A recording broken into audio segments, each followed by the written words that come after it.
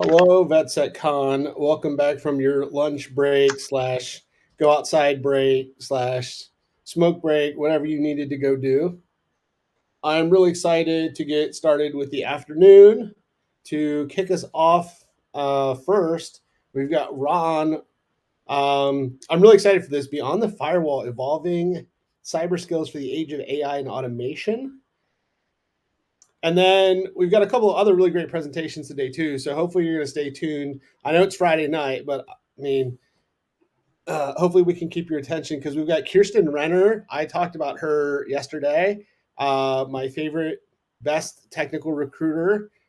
She's up at 4:30 p.m. Then we've got former Vice Chairman Tom Marsland with a VA disability workshop at 5:30, and then trivia with Zobes, where you can earn internet points, which you can spend at any internet point accredited store. What are So, some of the things we can do with internet points, if for those not familiar? um, I'm not really sure. It's very complicated. You have to go to internetpoints.org and take a look, Ron. Is it maybe I should just ask AI? Right. Just ask ChatGPT where I can spend my internet points. Internet See points and see how? what that says. I'd be interested in those answers. Ron, thanks so much for being here. Really Certainly. appreciate it. I am going to turn the floor over to you and let you get going with everything. Welcome. Great to see you. Thank you to VetSec and all the great folks like John and Taylor and everyone behind the scenes who just make this possible. Hi, everyone. I'm Ron, and this is going to be a fun afternoon. We're going to be talking about AI, giving you a chance to practice, get your hands dirty with learning about AI agents, agentic AI, how AI may take over the world and it's going to take over all of our jobs. And we're all going to be like, what was that movie, Up? Something like that, where we just live and have everything done for us. No, I hope that's not the case. Well, this is going to be a fun afternoon. We are going to make this very interactive. The slides, the slides are available off of my GitHub. So, task number one, go to the link. Trust links. You can trust links we put in chat. Trust the link. Go out, pull down my slides, and then download them. Why? So I can infect your computer? No, so you have access to the links. If you just view the slides off of GitHub, you won't be able to go to the links. We're going to need you to fully participate. Throughout this talk, I have over 50 different links and resources to help you understand those links and resources. So let me pull this up. So this is from my GitHub, and I make my material available on GitHub. We also have the resource list. Sure, they're two separate lists. This one is just the links and only the links throughout my session today. So this way, at the end, you'll know where did we go and what all did we do. No further ado, let's jump back in. This month, National Cybersecurity Awareness Month. I know that's not technically what my talk is about. However, use these resources. Please share these resources with whomever you can give them to. CISA has some similar types of resources, except with the government shutdown. There's a big warning banner at the top that it's not being updated. I've been working with the National Cybersecurity Alliance, who runs StaySafeOnline.org, for many years. Material is top notch. Go there, look at it, share it, please. Save yourself the effort from having to reimage a friend or family's computer after it gets hacked because they didn't do something smart. I want to make this very interactive. So put in chat. By the way, say hi in chat, first of all. It's always nice to say hi in chat. I'm using the main stage chat, by the way. I'm not going to be watching both stage and event. We do want questions. So, first of all, say hi in chat. Say hi if you can hear me. Is there anybody out there? Just nod if you can hear me. Good. Is there anyone at home? And can anyone name that tune? Comfortably numb. Anyway, random trivia. No, that's not good for internet points. Cool. Hi, hi, hi, hi, hi. Next, what are you doing for Cybersecurity Awareness Month? Who have you told? How are you sharing this information? The identity you may save, maybe of a loved one. I cry just a little bit when I hear that 83-year-old who got that pop up and allowed Windows tech support onto her computer. It's like, no. Anyway, we'll get through that. But that's not what this talk is about. First step I want you to do, second step. First step was check out Stay Safe Online. Tell us what you're doing for Cybersecurity Awareness Month. Cyberstalk me. Who am I? You tell me. I could sit here and tell you all afternoon who I am, but how do you know? Deepfakes have gotten really good, haven't they? How do you know I'm not a deepfake? Those are the existential crises we have constantly on the internet. So trust, check me out. Feel free, cyberstalk me. Doesn't bother me a bit. For those who are really bold, use the QR code. Little bit about me. Air Force officer way back in the 90s. I did military intelligence. I have a degree in computer science.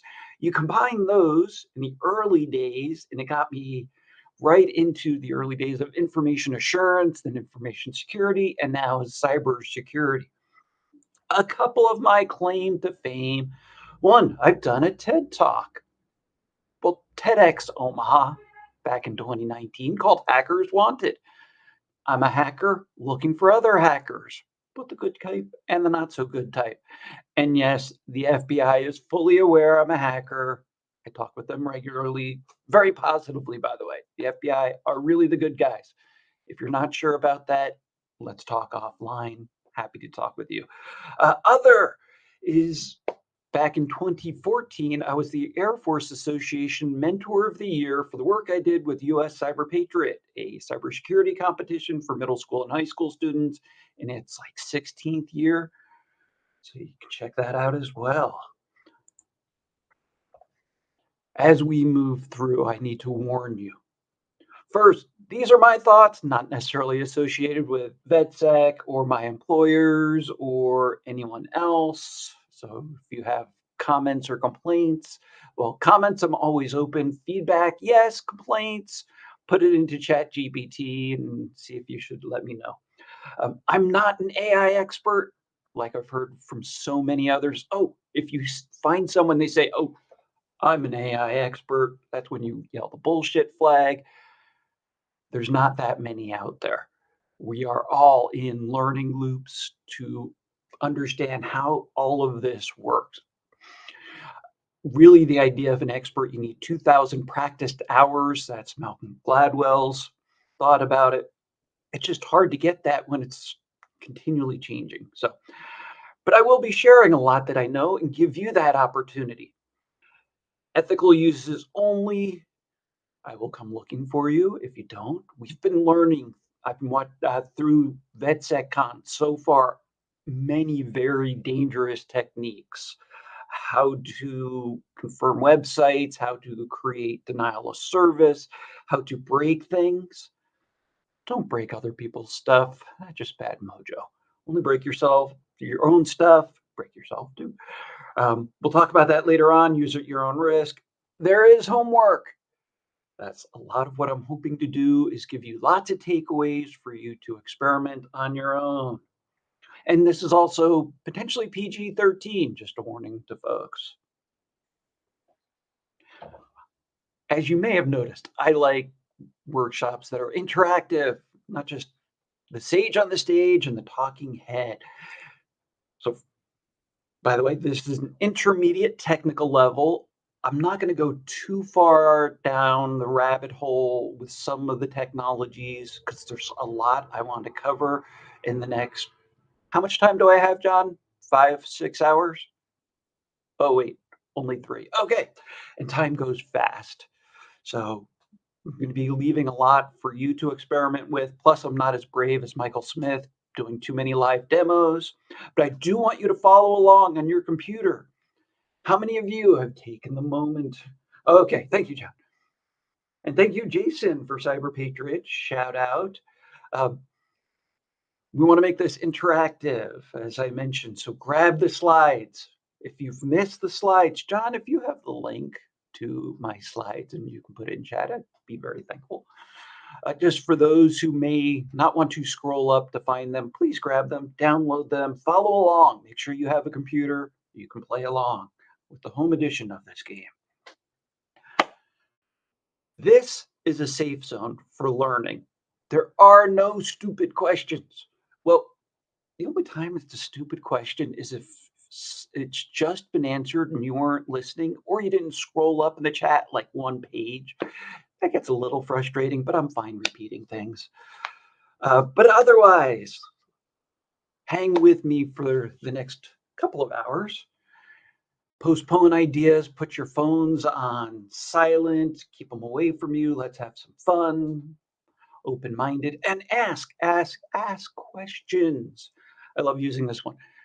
So, in the military, we used lots of TLAs. So, if someone says a TLA, you don't know what it is, please ask. Okay. I'm happy to explain. Thank you, John. I'm happy to explain any TLAs to you. And I think there might be a couple second lag with the chat. So that's why if you see me pause for a second, I was hoping someone was going to ask what's a TLA. Okay, so a TLA is a 3-letter acronym, which means FLA is also a TLA, 4-letter acronym. Seriously, if someone says something you're not familiar with or just not sure of the context, I know why I'm here. I want to hear why you are here, or actually, I want to see because I can't actually hear you. I need to read what you write. So thank you, Tom, for being my go to person. So, yes, put in chat why you are here, what you are hoping to gain, not only from my session for the next little bit, but from VetSecCon, from life. Yeah. I know why I'm here. I'm passionate about building people, about helping others grow their capabilities. Oh, because you told me to. So present and accounted for. Good. You might just learn something despite yourself then. Anyone else? Offering internet points. Got it. I was almost going to have a giveaway at the end, but do stay tuned to the very end of my session where I'm going to cover some extra material that may or may not be in the slides. I like to throw in additions from the slides because anyone can read slides or watch videos. So, um, yes, many of you I've known for a long time, and I've encouraged you to show up to this session. Social engineered you mainly because I hate talking to myself, although I'm doing this in a room by myself. So, cybersecurity student for life. Just want to see and just happen to sponsor. Oh, thank you, Cody, for sponsoring. Thank you, thank you, thank you, thank you. So, spend time learning, gain knowledge, meet veterans. Cool. Yes. Go out and meet others, gain knowledge, gain experience. All right. From my official entry that I submitted to the VetSecCon staff, mainly John, and I'm trying to figure out how I was able to social engineer John to give me a 3-hour slot. But anyway, but we're going to talk about AI and cybersecurity. I am also an educator. Some of you may know me from that role where I've taught at Bellevue University for 15 years. By the way, I'm known as Coach Ron. So if you're wondering what to call me, you can call me Coach or Coach Ron. Why? Because I coach people to their next level wherever they're going. next level of success. Uh, I was a coach for my kids growing up, so I just love the idea of coaching others. Other reasons. So, what we're going to do today, and this comes from, of course, the military model. Tell them what you're going to tell them, and then tell them what you told them. We'll explore AI, give you a chance to practice, look at some threats and risks, maybe a little bit of experimentation with adversarial techniques using AI, understanding guardrails, how to keep ourselves out of too much trouble in jail. And then lastly, we'll talk about how and what you need to do to continually build your career. But actually, I'll be intertwining that throughout. I tend to talk fast. If you need me to slow down, again, just yell or virtually throw something at me. To keep this interactive, what skill has become most critical in your role? Even if you are between paid engagements, you still have roles in life. We all have a job to do, and it could be with your family, it could be your local tech support for all of your friends who know that you work in IT or you've worked in cybersecurity or you've been in the military. Again, put in chat communicating soft skills. We're going to talk about that and how you can improve your communications soft skills. Again, that's near the end. If you'd like to learn how I got good at presenting like this,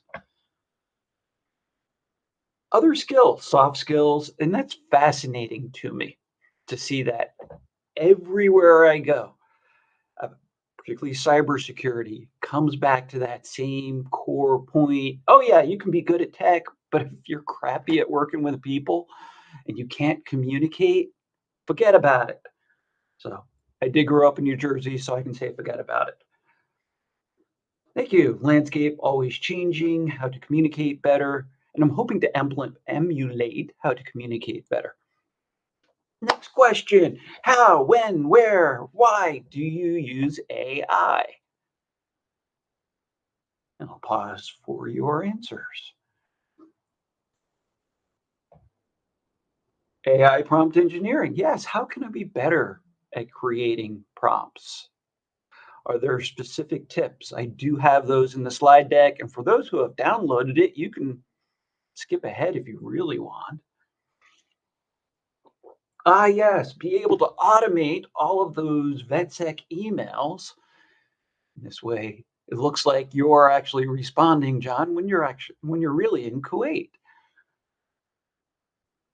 It's evil. AI is evil. You don't use AI. Oh, I love it when I hear folks say that. We're going to cover that. Basically, ready or not, AI is here. You're already using it. You can run, but you can't hide from it. In cybersecurity, we need to be comfortable being uncomfortable, be comfortable running toward danger. I remember like 2.5 years ago, ChatGPT was still kind of new, talking to cybersecurity professionals like, I ain't going to touch it. I'm like, no, you got to learn about it. Education is actually one of the best defenses, which is why you are here. So, other answers, you're using it at home. Hi, Kyle, by the way. You have your own RAG, Visionary. Cool. You help you with writing. I do that to make emails better, more clear. Awesome. AI is everywhere in the Bay Area, no doubt, even on the cars. That was scary watching that when I was in San Francisco earlier this year. And then if you have any AI apps, platforms, tools, throw those in chat as well. I'm just going to pause for those folks who want to catch up. Built an agent to do all of your work for you. That'll be a really fun use case later on because we are going to talk about agent-ish AI. Some call it agent-ic. Folks where I work, we call it agent-ish because may or may not actually be using AI agents correctly. Anyway, stay tuned for more. AI all around us. If you're on Windows 11, congratulations. It's morphing to be really Copilot AI. If you look at the background processes running on Windows 11, you may see one called AI. And the nice thing is that so many of us are in the I don't know where my shit is phase of life. I know I created that presentation or I know I have that document somewhere. Where the did I put it? I warned you this was PG-13. That's actually going to be a big benefit where we can just say, okay, help me find the presentation I know for VetSec I gave in October. Yeah. And it'll automatically point me to it. Big benefit there. A lot of positives. So folks are aware, what are some of the more popular AI chatbots? And I try to, and you're going to find throughout, and this is why I have Alice in Wonderland at the start, by the way. This is one of my Alice in Wonderland talks where we're going to be going down the rabbit hole quite a bit, exploring. But some of the top ones to use ChatGPT, of course, Gemini, uh, DeepSeek. I have not touched DeepSeek in all honesty. Uh, that one has certain nation states associated with it that I personally don't trust. And I don't want them tracking me, although I already know Google is tracking me, but at least I know folks at Google and I can go and yell at them. And a few of the others. All right, so getting back to the idea of why. Well, there's three primary areas when we think about AI and cybersecurity. One, protection from AI, deepfakes, spam, text messages. I just got a text message earlier this week that said, I'm coming to NE. Oh, by the way, I'm in Nebraska, short. So NE. I'm coming to NE. Are you still in NE? I looked up the phone number. I was not familiar with it, not in my contacts. I looked it up, some landline around St. Louis. It's getting scary out there, folks, where the bad guys, are now able to search about us, find information, and then really conduct spear phishing against us to make it look like someone we may know. So we need to have those protections in place. Another, how do we trust AI? I'm using it to create content. How do I know that content is valid? How do I know that AI doesn't have bias or isn't hallucinating? And then lastly, we'll also talk a little bit about how do I use AI to secure my stuff? To be able to look through log files. One thing AI is really good at is parsing large quantities of data and bringing different data types together and being able to correlate and associate to come up with an answer. I'm not to say it's the right answer. So these are aspects we'll discuss. But remember, all security is local. Only you can prevent laptop fires, to paraphrase. Seriously, it's up to each of us. And we all get that, but we need to let others know. How about you? Some of you have said, "Oh, I'm not really, using AI yet." What scares you? What keeps you up at night? What are some of your top concerns for emerging technology? Pausing. And thank you again for those who put different tools that you're using. Where I'm finding a lot of value as you're answering this, I'm watching the chats and kind of listening to some of the sessions. I wasn't fully paying attention earlier, but I'm getting a ton of awesome resources from the last couple of days. And we've only just begun. We still got Saturday and Sunday, so lots more to learn.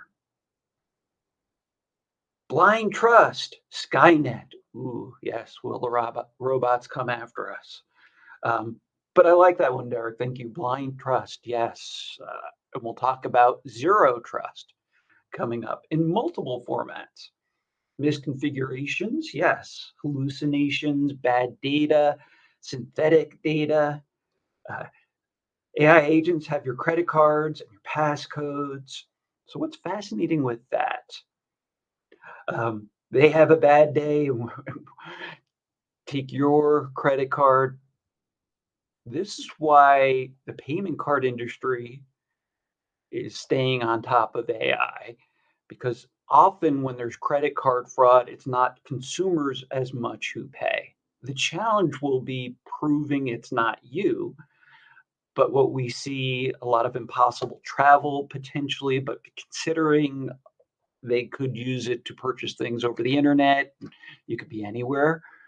So this is where we need to be working with the industry to make sure those controls are in place. Adoption without vetting, yes. How do I validate? Not taking risks seriously. That's always a good one too. How do we? You don't want to use FUD, fear, uncertainty, and doubt all the time either. Uh, I actually used AI to help me create a presentation on AI. Of course. Here are some of its answers, and I always check answers, but AI powered threats, Skynet, additional complexity. We're going to check out agentic and AI agents, which get very complex very quickly, particularly when you talk about multi tenant agents. Expanding attack surfaces. What's an attack surface? The amount of area that could be attacked. And we're talking about this virtually. As military, as warriors, we can think of that attack surface as the battlefield, but do you even know where your battlefield is? It's could be those web servers started up by well-meaning business analysts, or they create their own apps. Here's what scares me. Some business analyst is playing with the vibe coding. I don't know what vibe coding is. Stay tuned. Playing with vibe coding, they create their own app to meet a business need. And then they show it to their friends. And all of their friends say, "Ooh, can I have that?" And before you know it, you have 100 folks within your infrastructure using this homegrown app, no security built in, was never checked, you know, no testing, and now being used for production. And you don't even know the data. That's shadow AI. And I don't know, did anyone put shadow AI in the chat? You want people to check and test stuff. Yes, I know, weird, right? Uh, but they don't know any better. I'm talking with a developer friend who's creating an app to be used with law enforcement. And okay, I don't like throwing people under the bus. I'm like, "Oh, do you know about OWASP?" And he's like, "Huh?" And then I showed him the website and he's like, "Oh, wow, that's really cool. What do I need to know for secure development?" And I'm like, "How much time do you have?" So shadow AI, is that like shadow IT? Yes. So I work with some organizations and they have a policy, air quote, because it's not really written, thou shalt not use AI. Okay, if you use Google, you're using AI. We already showed Copilot is, or Copilot, Windows 11 it has built-in Copilot. We're using it, so banning it does not work. Or you could say, well, okay, we're going to restrict it. You can't go to any AI websites. We're going to have our web filter turned on. Okay, give me a moment. And I pull out my phone and I then use my phone and personal devices to do work stuff, causing me to bypass security controls because the security control doesn't make sense. So, yes, you want to be in front of shadow AI, give people that safe playground. All right, I don't want to spend all day on each slide because that creates an additional attack surface. That barrier to entry, AI ain't cheap, but a lot of people think it's free.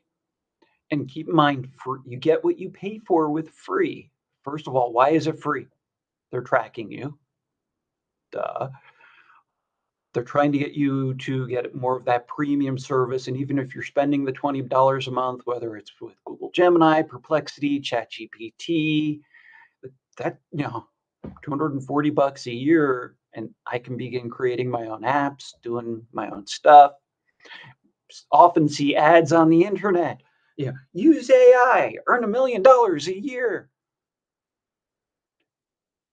If it sounds too good to be true, it probably is. You might be able to do stuff, and we're not going to get into that. Anyway, reduce barriers to entry. Automated decision making, which can be very beneficial. Rather than me thinking, can you help me think AI? And then another, those skill sets. I'm an old dog. I've been doing this for a long time. So I'm having to teach myself new tricks. And that's why I'm here too, as well.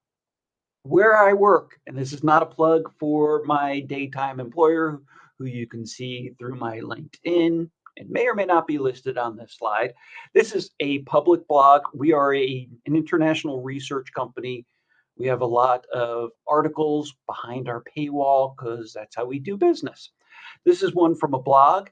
Her name is Ali Mellon, fantastically smart lady about all things cybersecurity and AI. She just compiled a list of the questions she's asked and some of our other analysts. And here's their top 5. AI and security tools. So if you are running a SIM, Splunk, LogJob, LogLogic, any of them, it's beginning to get AI built in. How do you know how to use it within those tools? Writing the correct prompts. AI agents are being built in. And then how do we create those agents? As organizations are looking at agentic systems and creating complex workflows. Here's the thing with a complex workflow is you need to understand what that workflow is first, right? And that's where a lot of organizations struggle. It's that process. We'll talk about that more later. Chatbot use, organizations that have a chatbot. Do you ever like to have fun with chatbots off of websites? From a B2B, business to business type of perspective, how do we create a chatbot that is useful, that is trustworthy? And then, of course, all of the hype. I'm going to keep covering and talk about this, but why are you using AI? What problem are you solving? Keep that. What problem are you solving? I've asked this to business leaders in respect to AI, and their answer is, well, we don't want to be left behind with AI. Okay, that's not a problem. That's a concern, but yeah, I'm using AI because I'm supposed to use AI. AI might not be the best tool for the job, so don't use it. Okay, there's a lot of risks associated with AI and human use. Again, I like to use AI to help, so I tend to use Copilot through work, and I use it because it's right in front of me. And I asked, create an image about AI's risk to humans, visualizing the risks of AI to humanity. I'm sorry, Dave. I'm afraid I can't do that. Oh, and as you see, this isn't true. Trust and but verify and verify. Seriously, this is the image it created. Let's talk about some of the human risks. And then we'll keep making this interactive. Did you see the news story from a few years ago? Accenture exiting large numbers of staff, consultants. Oh, yeah, I can just replace my consultants with AI. Facepalm. There's a lot of things AI can't see. AI is dependent on the data you feed it and the models that it uses. If those are missing information, you're not going to get as robust. So part of my goal in life is to continually be smarter than AI because no AI has all of the experiences that I have. Same thing with each of you. I have more proof of that coming up. Or this one, not to throw a particular consulting company under the bridge, caught using AI, 300,000 because the report had hallucinations. This is one of many stories. Yeah. And then this one, brand new. I saw this on LinkedIn today. So if you're following along in the slides, I didn't even include this one because it's such breaking news. ChatGPT is having anonymous users' prompts subpoenaed. So be aware of what you put in any public search engine. It's not really any different than Google. You Google stuff which of course now uses Gemini, potentially could be used against you. So know how to hide your tracks. That's not what this talk is about. So let's get into a core principle. I've actually mentioned this a few times already. It's no longer enough to trust but verify. It's trust and verify. Continually verify. Like, I know we have a Tom Dawson, a John Stoner, Eric Story, Kyle DeGuire, Cody Frazier in the chat. How do I know it's really you? And I don't. I'm actually trusting John to vet everyone who's here, vet the vets. Okay. Uh, we actually had that happen at a VetSecCon like 5 years ago while I was presenting. We were using Zoom, and this was back in the day of Zoom bombers. And yes, I had a Zoom bomber come into my session. I thought it was funny. Anyway, you're supposed to vet people? Just enough. It all comes down to risk. What's the risk? But how do we verify, particularly when we just see someone's name? Where I learned this from, actually not anything to do with cybersecurity. As I mentioned earlier on, I was an intelligence officer, imagery officer during actually the first Gulf War. Kind of dating myself. We would take intel from multiple sources and compile it for our analysis. We never trusted a single data source. Same thing. I asked you earlier what LLMs you use, what AI resources. Some people ask, what do you use, Ron? Well, I use Copilot, I use Gemini, I use Perplexity, I use ChatGPT. It depends on what I want to do, what I'm trying to accomplish. I don't put all of my eggs in one basket. Same idea. I included some funny quotes as a part because it's a Friday afternoon after lunch and I want to try to keep you awake. Although I swear I heard Abe Lincoln say this in 2006. And then the duck fact. I know we have some duck lovers here, and it's completely true. Less than 5% of ducks have attempted world domination. It depends on that context. How can we ethically use AI? How should we? I like this as a resource. And if you're not familiar, you haven't pulled it down, look at the NIST AI risk management framework. It has not been updated in a while, uh, but the concepts and principles are still very valid. And of course, with the government shutdown, you're going to get a huge warning banner. Anyway, pull it down, review it, keep it in your library. I have it here just to focus on the top three areas. Can it be used to harm people, individuals, organizations, companies, agencies, or the whole ecosystem? And it talks about how that harm can occur. And this lets us better understand risks associated with AI.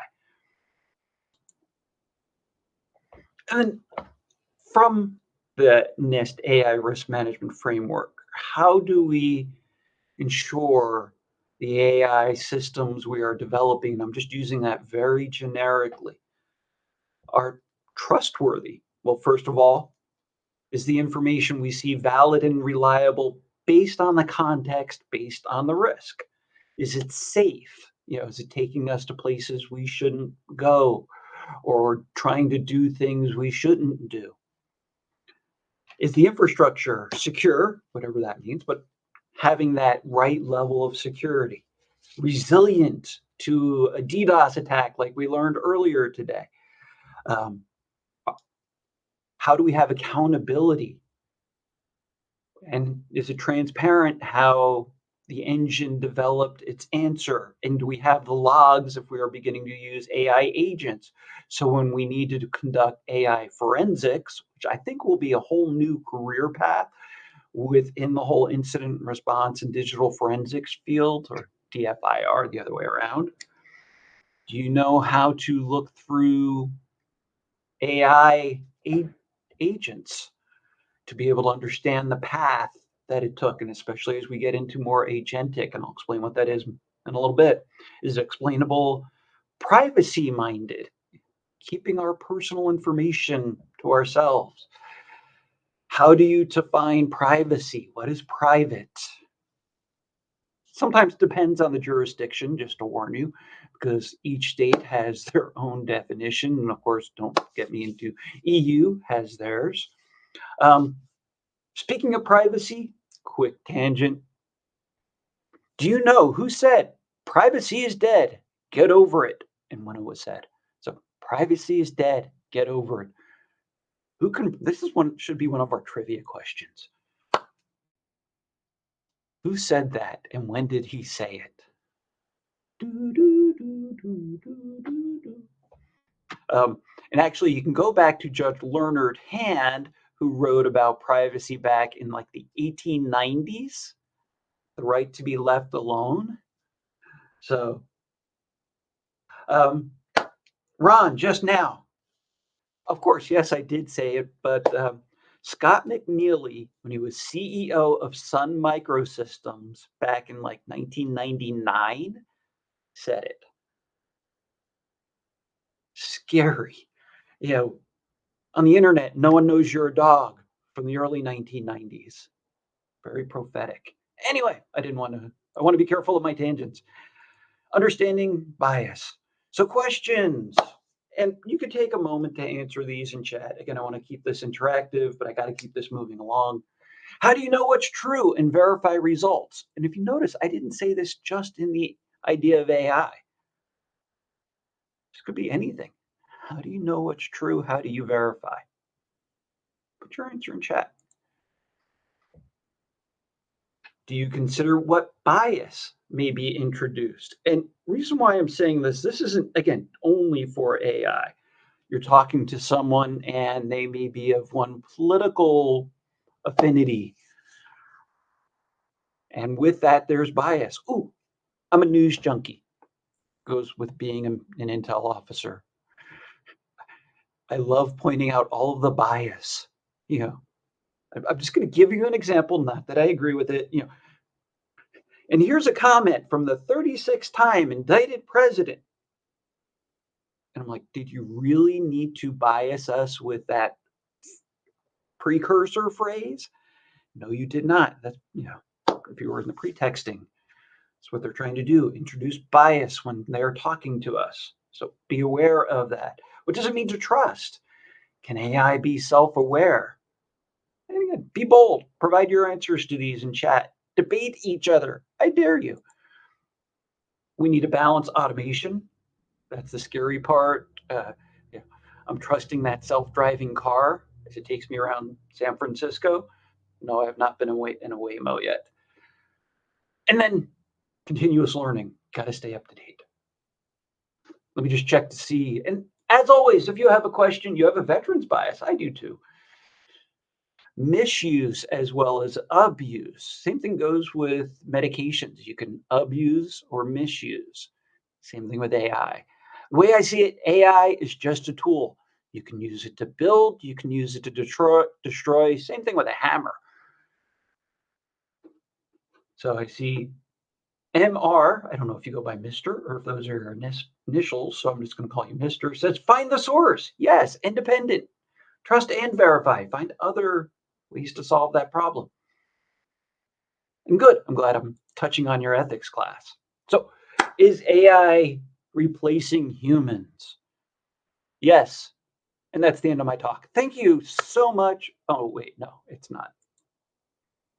So I put it into Perplexity, just as for curiosity. And Perplexity.ai said AI will not replace humans entirely in the workplace. So it's not trying to save its own skin. If it was, and if it came back saying yes, give up now, then I probably would have stopped using Perplexity. But actually came back with a fairly decent answer. Transforming our roles, automating routine tasks like John checking his VetSec email. AI is accelerating, and this has not led to mass unemployment. Accenture, former Accenture folks may disagree. Many roles are simply evolving. Quick side note, I had a friend 10, 15 years ago who was convinced the cloud, the cloud is evil and it's going to take away all IT jobs. Companies won't need IT anymore with the cloud. That was his whole hypothesis 15 or so years ago. I don't think he was right. That's what people are saying now. And I'm like, no, it just changes what we're doing. I mean, here's the different ways. And again, this is an AI generated image, and usually put AI generated images on my images that I have AI help me with. Brainstorming. Hey, I need an idea for this presentation I'm giving at VetsecCon. And yes, it did help me. Creating visual content like this, analysis, and of course, threat detection. Other ideas. So again, this is from where I work, although I can tell you I took this research article from a vendor who purchased reprint rights. So I followed an ethical use. So I'm not using anything internal to my organization for today's talk. But talking about will AI replace humans? And you see from the study asking the questions, misgivings about workforce AI from earlier this year. Am I confident I can adopt in using AI? That's why we are here now. Do I have the skills? Will AI steal my job? If you allow it to, anything can steal your job. You need to be ahead of it. Is AI worth the time? Yes. What's in it for me? Helping you do the silly, easy stuff. And then, am I overconfident? As long as you're continually trusting. From the research, again, I don't believe in reading words on the slides. You have copies of the slides. I'm providing this for you to be able to read on your own. I'm going to highlight tied to human users, framing AI as a tool. It's a tool. I repeat things. These are, so I went through ROTC in college when the colonel would be making a point that he knew was going to be on the exam, he'd do a foot stomp. So that's my virtual foot stomp. Okay, building new opportunities. So, what can or should you do to prepare and be resilient? Continuous learning, why you're here now. Fundamentals, I'm going to cover that. Build your skills, understanding risks, adversarial techniques, like so many are talking about during VetsecCon. Building your own resilience. So, to start, let's talk about the top three. I have a simple phrase. I like simplicity. We have so much complexity in the world. So ABC, always be curious. I actually wanted always be learning, but ABL did not sound as cool. So go out and play. No, not right now, but get out and practice. And that's part of the goal for today, giving you that opportunity to practice. Okay, so what are some key skills?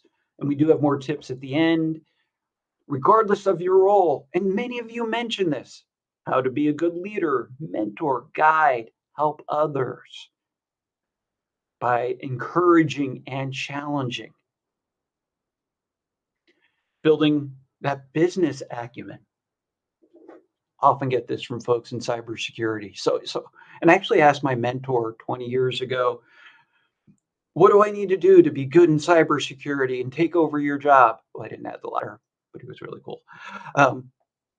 He said finance, economics, marketing, psychology.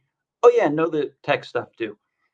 Many of you already put this in your chat. So, all of these different areas, and this often surprises folks. Some of the tech skills to cultivate, because some folks, do I need to be technical? You do need a level of technical proficiency, whether it's with, actually, I have it on the slide. In this case, understanding fundamentals, threats, development, practice coding on your own. Need to be an expert in coding? No, but do understand the basics of how it works, because even if you're using vibe coding to develop Python apps, you need to make sure they work. You need to be able to read through the code. Data. The center of AI is all about the data, what it is ingesting, what it is outputting, how it creates synthetic data, etc. So making sure you have data governance. We'll cover this a little bit more later on. Understanding architectures. We'll talk about zero trust. Other fundamentals. Again, I actually asked AI. So what are those fundamentals? Coding, algorithms, decision trees, prompt engineering, we're going to have you practice with here in just a little bit. And then on the cybersecurity side, understanding computer science, math, there was a debate. Was it here yesterday or did I see it on LinkedIn? Should I get a computer science degree? My experience, and actually I said this back in 1990 after I graduated with a degree in computer science. Just because I have a degree in computer science does not mean I know anything about computers. It's still true today. Nothing against computer science degrees, but you learn the concepts behind it, but not always the application. And this is why we need to understand the application with governance, risk compliance, GRC, principles, zero trust, threat modeling.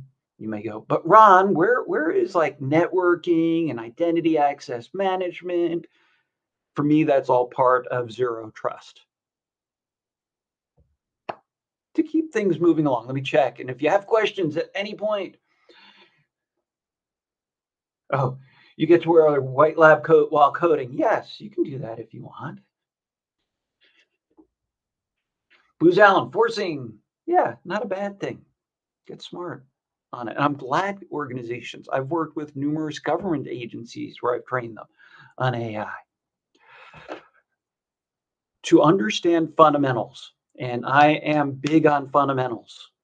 You need to understand terms and definitions. So, common terms associated with AI. Again, I'm going to just briefly cover these. There's lots of other talks you can find about how to build your own LLM. And yes, this is not all inclusive. You know, how to use NLP, natural language processing, basically to have a conversation with your computer. Multimodal models in terms of, how do I bring content of different types? It's no longer if I just ask a question within my prompt, I can ask a question, pull in an image, take a spreadsheet, combine all of that into one data set, and it will help analyze it. Gotten really cool. Like a video. I'm assuming we are recording this. Yes, I see we are recording this, so hopefully y'all are cool with recording. So if we have AI can now process the recording and find out in this talk when I was talking about AI being able to go to a specific point in the recording and grab a summary. So for the AI looking at this recording in sometime in the future, come back to this point and point it out that I'm talking about the recording. How's that for circular logic? Part of my goal in life is just to blow people's minds with incredibly obnoxious logic. Okay, others. Gen AI being able to generate new content. So it's taking it from multiple sources. Gen AI was so 2024. Agentic AI is where we are now in 2025, where we're headed to more with in 2026. Do we have anyone who does vibe coding? And I'm going to talk more about vibe coding provided. Yep, and I did not include RAG, retrieval augmented generation, and that you are correct. Basically, it's being able to generate content. Lots of other definitions I wasn't able. So anyone who has questions about vibe coding, connect with Jason. So we'll have a few others. Did a hackathon in San Francisco. Cool. Okay, so I am using as my reference the actually Association for Privacy Professionals. Why are you using them, Ron? Because that was the best set of definitions I could find. What's really weird is there's no standard set of definitions about AI. NIST doesn't have a complete set. I don't think it has anything on agentic. A Cloud Security Alliance has gaps. and they're very well known authority about AI. Mental note, contact Rich Mogul, who's their chief researcher at Cloud Security Alliance, and tell him he needs to have set definitions. I like authoritative sources, my Oxford Dictionary or Merriam-Webster. I'll go with either. Right now, the best source for finding AI definitions is AI. That seems like really circular to me. Okay, again, I want to keep this somewhat interactive. We've been going for about 55 minutes. What are you doing to build your AI knowledge and skills? Put your answer in chat. And while you are putting your answer in chat, um, I will warn you, we may take one break at around 3 p.m. Eastern, 2 p.m. Central, 1 p.m. Mountain, and noon Pacific. Don't ask me Hawaiian time or Alaskan. Do we have anyone from Hawaii or Alaska here or outside the US? Let me know if you are in chat. Anyway, we will take a break at the hour and a half point just because I'll need to get up and stretch. But otherwise, I power through.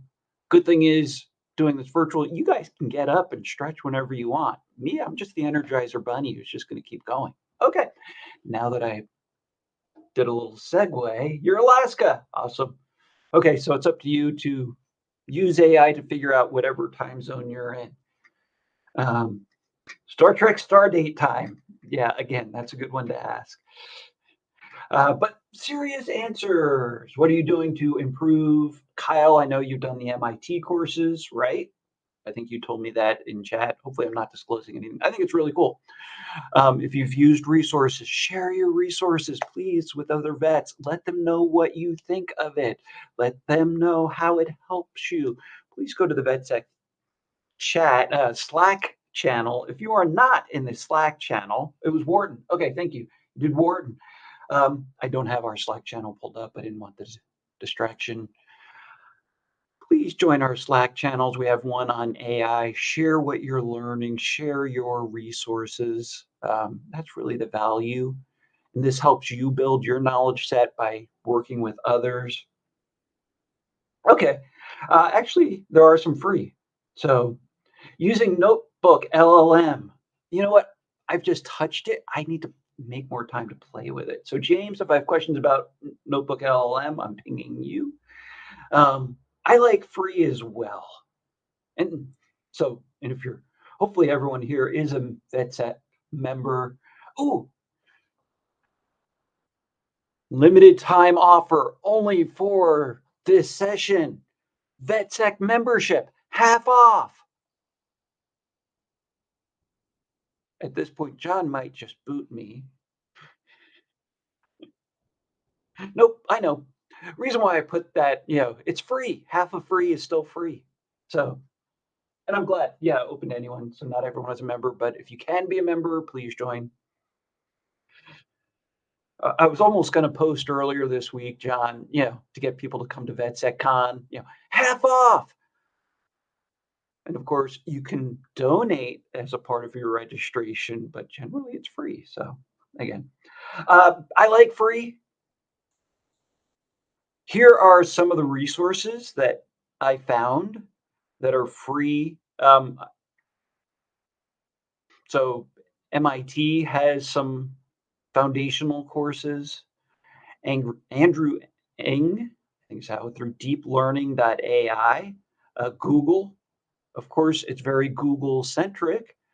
Same thing with Microsoft, but they actually provide pretty decent info that translates to other areas. So while it's maybe specific to the Google infrastructure or Microsoft, it's like, what flavor of Linux do you use? And really it comes down to just learn Linux. Pick your favorite. It translates to others. Once you learn one, it's not hard to learn others. So yes, you should learn Linux as well, but that's a whole separate topic for another day. Hugging Face has theirs, Fast AI. All of these are available in the reference section. So share your resources where you can learn more. I wanted to get these up front just because I know we may have folks who come in or go out as we go through this, all the different AI agents. And actually, at this point, so this is a discussion, put AI agents that you use. I'm going to actually now switch to, here we go, different tools you can use. Let me throw this one in chat. And because I never trust a single source, here's another one for different tools. And again, not a complete list, but if you're looking for a tool to help you with coding, looking for one, of course, web browsing, ChatGPT has their own web browser. Check out Jack Scott's evaluation of it off of her LinkedIn. Perplexity has theirs. Productivity tools, marketing tools, of course, deep research you can use within the specific tools themselves. Others, AI video generation, images, Nano Banana. And if you haven't played with Nano Banana off of Google, I do recommend it. It's kind of fun. How to automate, we'll talk about that a little bit more.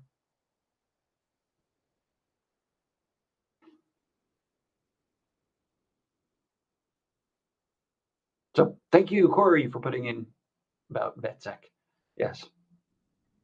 Oh, and someone put in AI overview of VetSec. Oh, that's what you're doing. You're checking out what VetSec is using AI. Got it. They don't provide facts. LLMs use statistical engines that arrange words based on them. Yes. And there's actually some reasons why behind the model it very well may not be as accurate as it needs to be. And this is a key. I just wanted to touch on this real quick.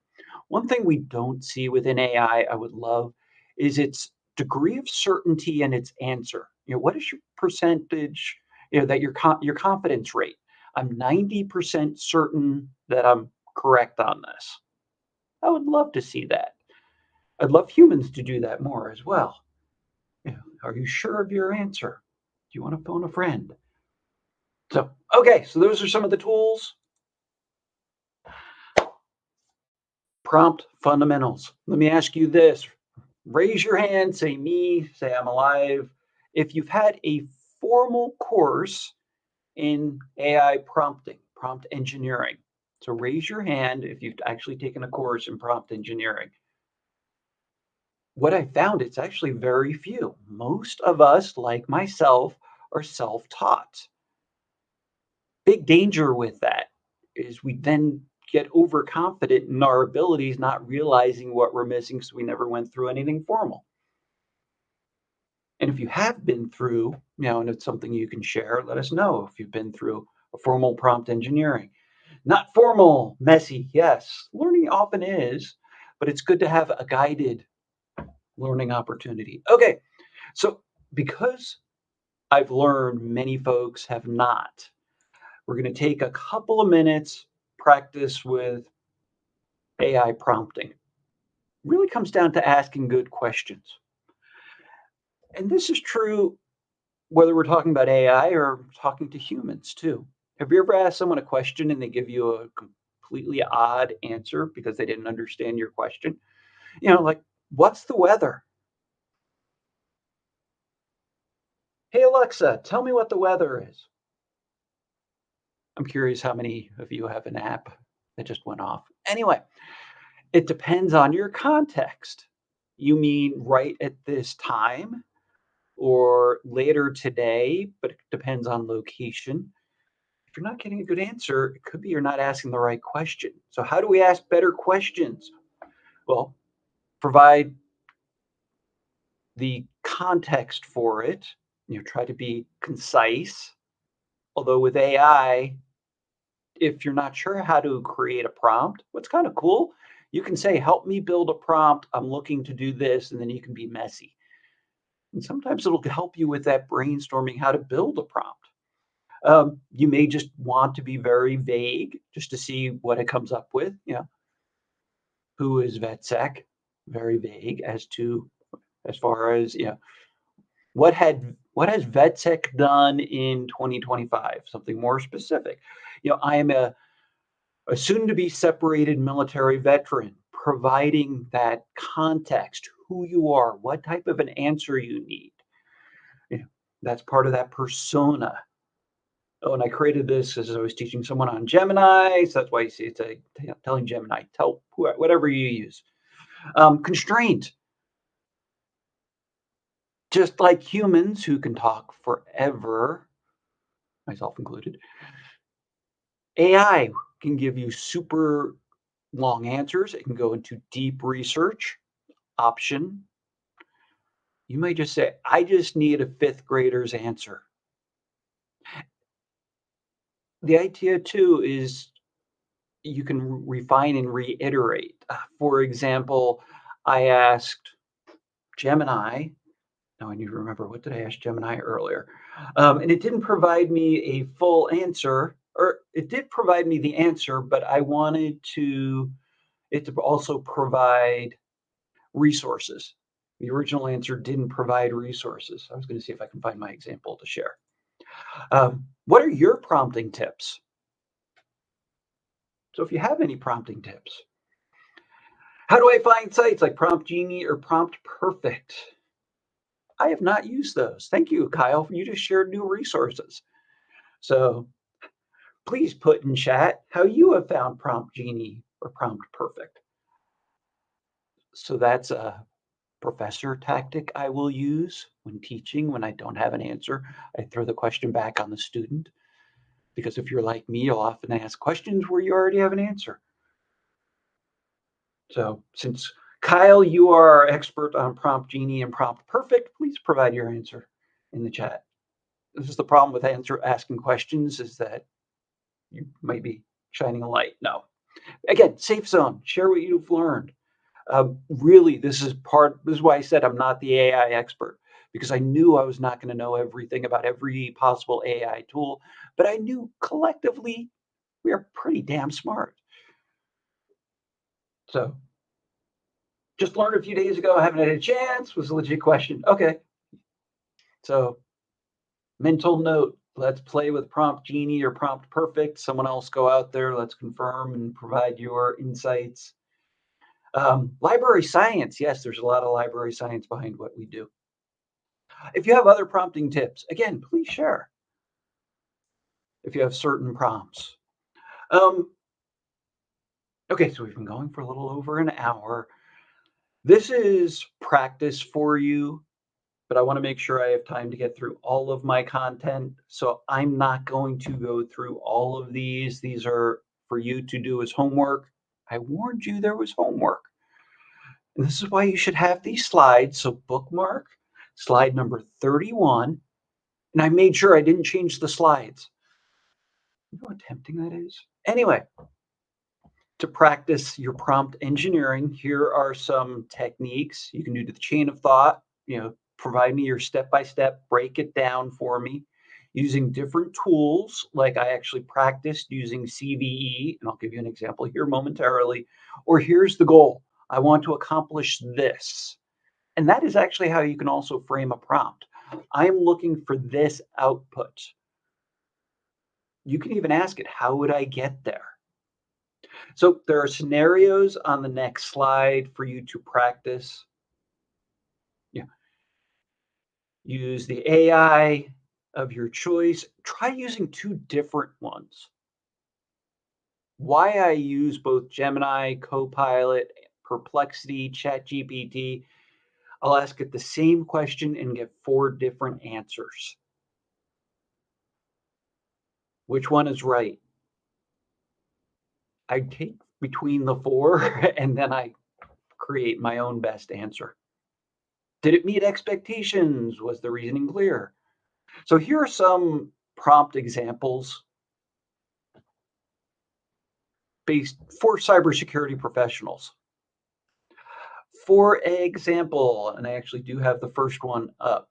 So you can see one, chain of thought, walk through a ransomware incident response, sequential reasoning, etc. Number 2, red team operation, have it help you create incident response tabletops. You can have a query the CVE API. What are one I actually practiced on? You're an AI agent with access to the CVE database API, query the latest vulnerabilities for Chrome browser, summarize the top 3, recommend mitigation strategies. So those are all 3 you can practice on. I had done this earlier. Now my question is, yes. Let me make this bigger so you can see it. And this was its answer. Oh, and this was actually the example I was just thinking of too. So walk through the steps, and of course it goes through detection, containment, eradication, recovery, post-incident review, loosely based on the NIST special publication, walking you through the steps. But as I noted with this, it didn't provide any references. So then I did a prompt chain, please provide references for each step. And then it created a really nice table for me. What I liked about this, look at these references. Well, first of all, 800-61, Rev 2. I think that's the most recent Rev. Someone double check me. NIST, fantastic resource. I use NIST all the time. HIPAA in the US, yes, good resource. CISA, yes, I trust CISA. I just hope they can continue doing what they do. I've known lots of really good CISA folks, and they're awesome. Anyway, and kind of being decimated. I'm scared. Political statement, sorry, personal view. Others, again, healthcare, really good resources. Practice your prompt engineering is really my encouragement. Now, I got asked by one of my Govy friends, well, Ron, you say trust and verify. Am I going to be spending more time verifying? No, the verification loop can be very quick. For example, let me go back to this one. Read through it. And we'll look at number 5, post-incident review, document timeline of the incident, what went wrong, what went right, having an action plan, stakeholder communication. Looks pretty damn good to me. What y'all think? Something to consider. We can often quickly, and for what I need, this is not rocket science. This is not health related. This is not life threatening. For my risk scenario, this works fine. Understanding and validating output should be based on risk. We'll get more into that coming up. Let me check chat, see if there's anything fun over there. Told you to use Rev 5. There you go. Give it the expectations to remember. Yes, that's a great tip, Jason. Give it the expectations to remember. Thank you for sharing. How about this? This happened to anybody? AI is giving me crappy answers. What do I do? I think it's happened to all of us. And it could be for numerous reasons. I asked, bad question. Could be bias, could be the engine I was using, numerous. Could be please create an image of someone screaming at a computer, and it provides a monitor on both sides. And yes, I kept the image precise on purpose to have you all find something bad. So 1, remember prompt fundamentals. Maybe you're not asking a good question. 2, ask it. Hey, can you tell me how you came up with your answer? Show me your thought process. Show me those resources. You could even say, please verify your response. You can ask it, how would you verify your response? Include those citations. How confident are you with this answer? Of course, we've seen it. You ask it, how many R's in strawberry? And it will come back with 4. And then you say, are you certain? And it goes, yes, I'm certain. What's that quote about arguing with idiots? Actually, I asked that one to my son, and he actually had it memorized. I was impressed. And if anyone knows the quote about arguing with idiots, throw it in chat. Save me from having to look it up. This is why you should never argue with me, because you can you'll go down to their level and prove you're both right or something like that. Anyway, I've done this too. You get to the point where you're not giving me a good answer. What's nice with AI, you can't do this with humans and just go, you're stupid, I'm starting over. You could, but the other human may take offense. With AI, you can say, start over. Forget what we just did, and then you try it again with a slightly different tact. A lot of people forget to do that. They'll just keep trying to fix something that's broken, where with AI, maybe best cleaner. Start again with a clean slate. Another tip, and thank you for sharing your tips in the chat. You get through your prompt chain and you ask it, okay, give me a prompt that I can use in the future to use to get to this output. And then you can begin to create an agent around it. And I think that's along the lines of the ones you can give it boundaries. Sorry, I'm reading through the chat now. Use tools like capacities, Obsidian, put responses. Yep. Yeah, create your library list.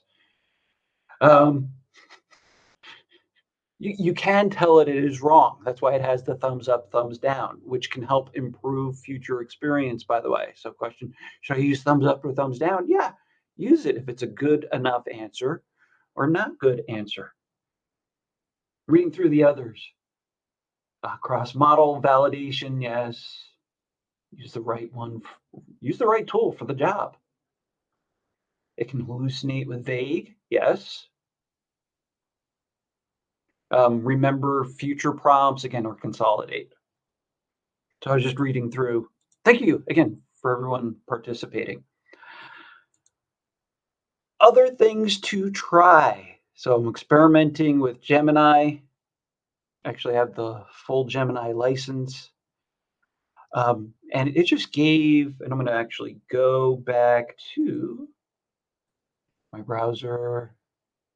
No, it's ChatGPT. There we go. All the different things you can try.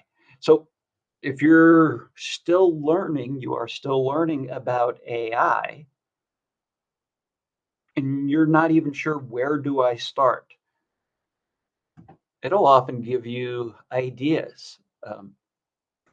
Using Copilot within PowerPoint, Word, Outlook now will actually give you ideas like, shall I summarize the slide deck for you? Which then can be very beneficial. So you don't even need to think about prompts. It'll give you some of the more common prompts to consider. Using it for video generation, analyze images, so potentially tying it to forensics, understanding fast versus slow. So right now I'm using, which one am I using? So the Pro versus the Flash. Flash is like, I just need a quick answer. Pro is, I need the deep learning associated with it. So some folks may not realize, and most of the other engines have something similar. So again, I'm just learning something. I just need a quick answer. I'll just use Flash.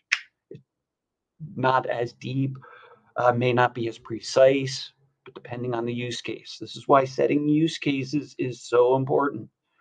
I'm going to pause. Any questions, comments? Nope.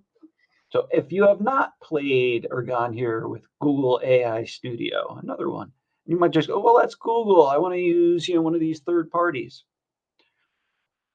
I think it's a good idea to understand where the major vendors are going, because if they don't have it, they very well may be creating it or may buy it. Just saying. So being aware of the infrastructure. Same thing with Copilot.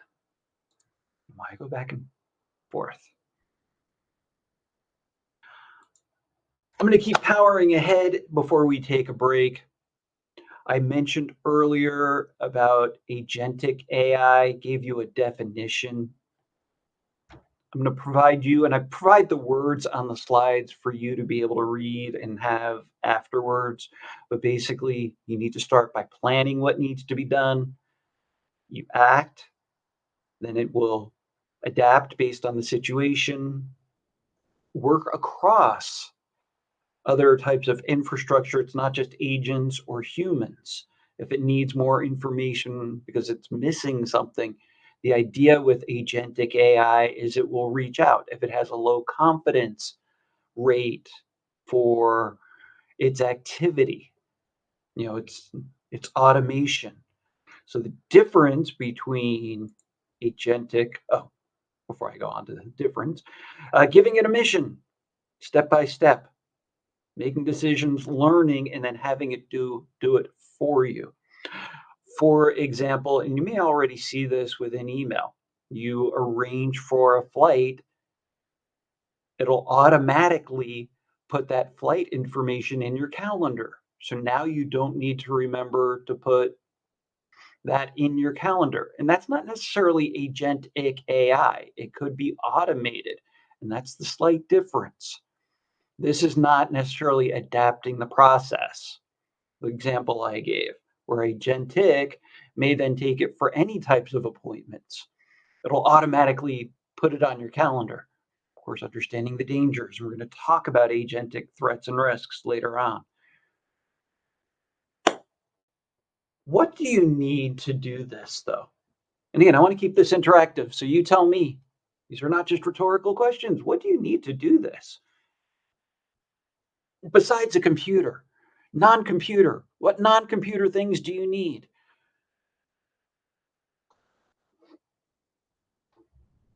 And I'm going through, see if there's any interesting comments. What do we need to make this happen, particularly the plan?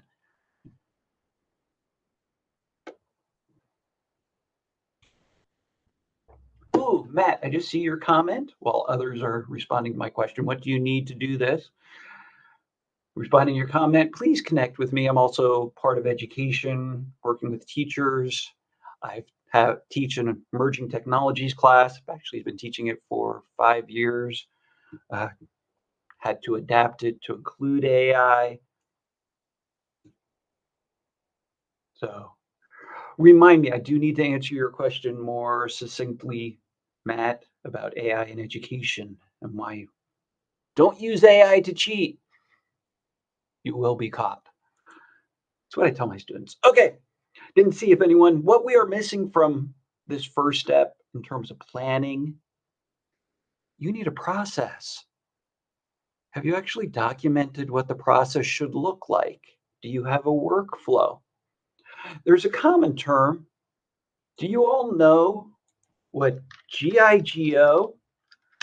What is GIGO? It's key for this.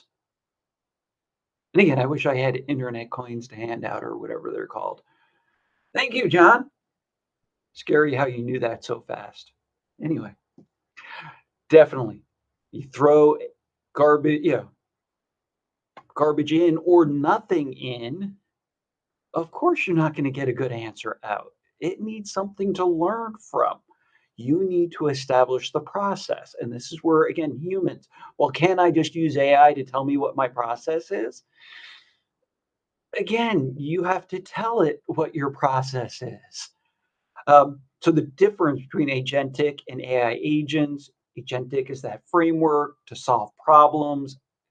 Agentic understands user goals, while AI agents are the individual components. So AI agents go into agentic. Let me give you a quick example. Hospital using agentic, manage staff. It's shouldn't be a hospital. Someone calls in sick. Agentic notices the gap. So they put their, I'm not coming in today. And it automatically then will look at who is next on the roster, who has those skills, who is available. Will automatically send them the note, please come in, and can help automate the process, and ask the human, please let me know when you are in to confirm, and then it can update the duty roster, if you will. without really any human intervention with the process other than the human validating, okay, yes, and this is, of course, assuming everyone has up-to-date calendars. I roll. But you see, this is an example. If you have other examples, um,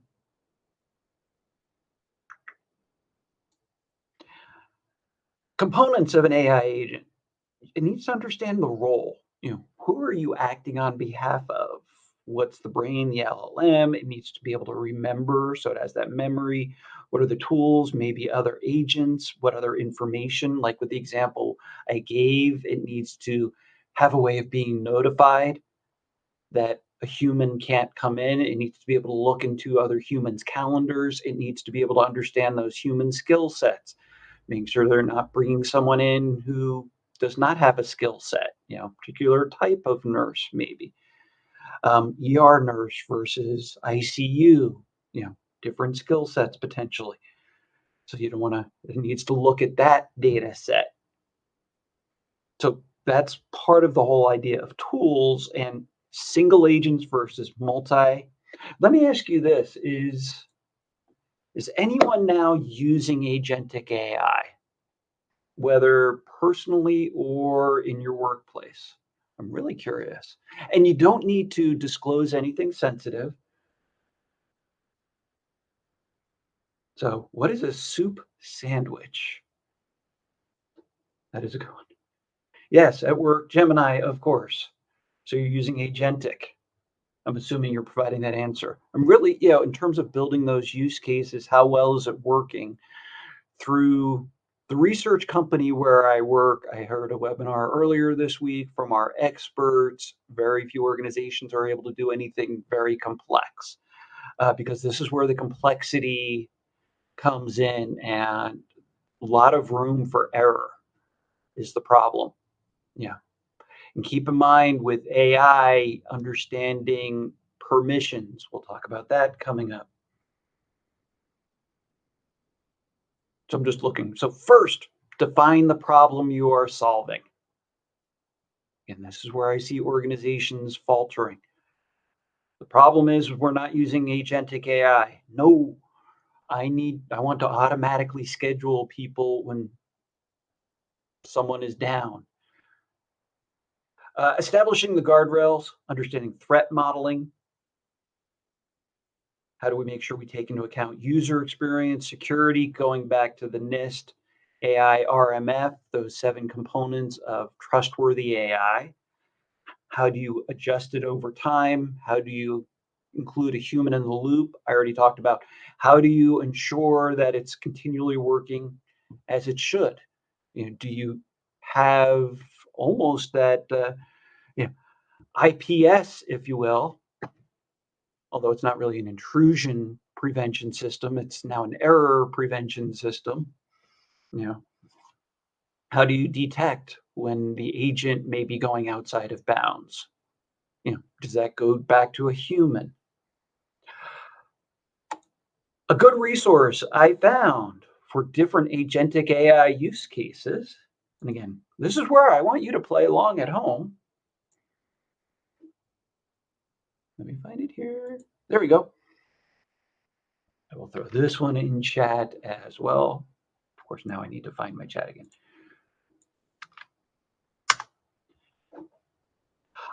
Good resource. Again, I'm covering a lot of topics at a very high level.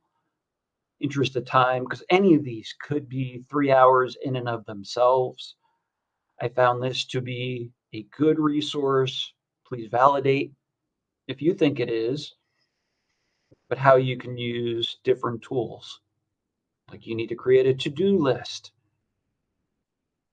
Gives you more real life examples. And I'm just slowly scrolling through.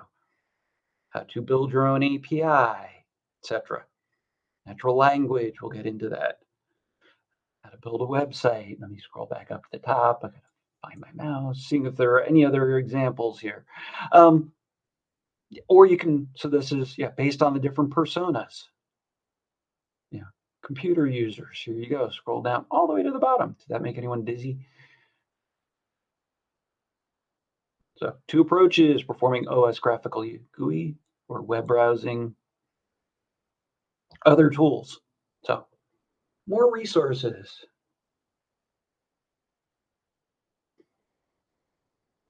Just pausing, checking chat if I'm quiet for a second. Critical tools. So, what do I need in my tool bag? So, actually, the reason why I bring these up, again, what I was thinking originally, if I had infinite time, have you actually practice building your own AI agent? Interest of time, we won't be doing that. Um, However, these are still tools. We talked about earlier what you should be having and learning. One, some type of a text editor. Notepad++, been around quite a while, and it's free. Number one, command line. Do you know how to use PowerShell or just basic commands? Do you know how to use Bash on Linux? Born again shell. A shell. Can you create shell scripts? Definitely need to be comfortable with a command line. Have a text editor to be able to create without the overhead, say, trying to use a regular word processor. Knowing a little bit about Python. Python is available on multiple platforms, so do learn a little bit about Python, understand about APIs. Again, part of my idea, you create your own AI agent, but you can get your own API key. So that API key basically is validating your API. Learn how to protect API keys like any other keys, particularly it's a cryptographic key. And I'm not going to get into cryptography this afternoon. So, but you can create your own keys. I recommend having your own. So this way, as you're building your agent, you can validate. Okay, so at this point, we've been going for an hour and a half, and I need to take a quick break because I'm getting winded. So I'm going to jump back up to my first slide. What do you say we take a quick 5-minute break? We'll be back at 6 after. I'm showing 1 after the hour. And we will continue. Thank you, John. Appreciate you being my backup person. So, all right, I'm going to shut up and turn off my camera for a second, stretch and grab water. Be right back.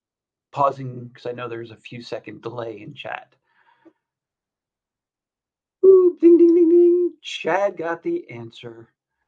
Both. Yes, it's mostly a tool. Like, is the cloud a threat? The cloud is just a thing. Same thing with AI. How it is used could be a threat.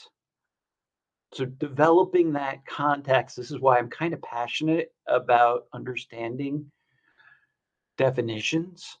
Vulnerabilities are weaknesses. Do you need to patch or mitigate all vulnerabilities? Well, it depends on, and I've had this debate. Yeah. Depends on your policy, depends on the infrastructure, depends on the context. Generally, no. You know, depends on what if it's exploited. So consider that as you're looking through these fundamentals. The difference between resilience, security, and protection. You could have the best security in the world and not be resilient. You'd be protecting something, but not be ready to respond if there's a problem. So I'm more and more thinking about resilience, cyber resilience as just as important as cyber security. And then how many of you are familiar with the Salters and Schroeder design principles, otherwise known as protection of information in computer systems? Raise your hand. If you're not, check out my LinkedIn post from earlier this week where I talked about it. Written in 1975, 50 bloody years ago. I say it still applies. And that's what we need to be considering. So again, more homework, go check that out. And I'm reading James, quote, truth or used correctly, false, they're not checked. Yep, and James, our ability to trust is directly associated with the balance between taking risks and then seeing what happens. Yeah. What is it's not just risk appetite, but mitigation appetite. What is that amount of risk? So good conversations.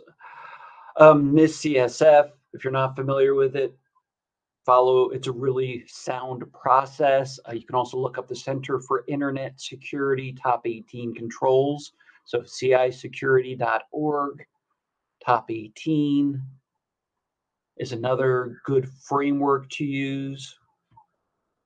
And then lastly, and do you do this when you're creating, whether it's just with your prompts or you're building an AI agent or as we're developing agentic AI? How do you know it works? When, where, how it's supposed to?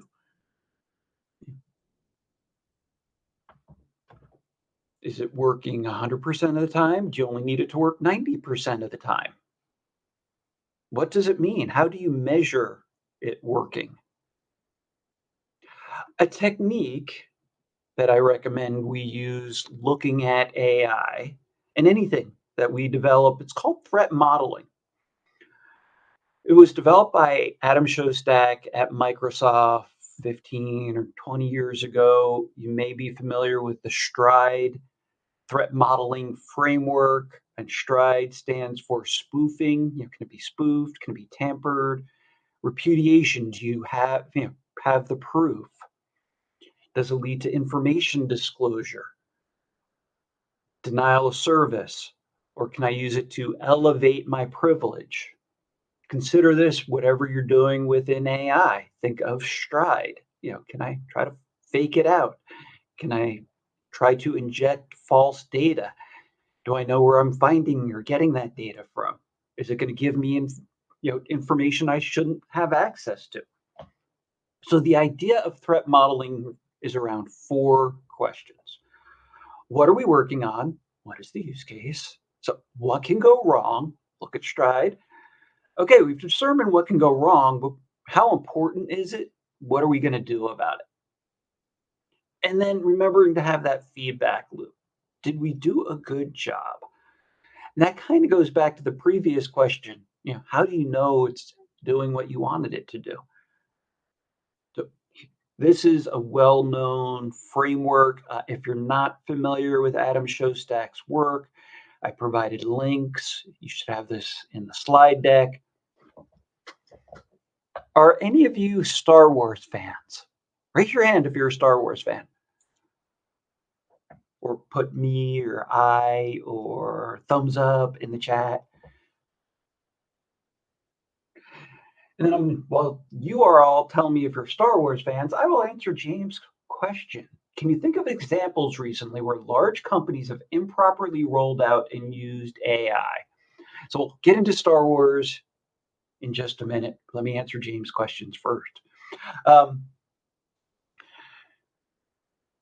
there are. I mean, you look at it, what happened within Deloitte, did they have the policies?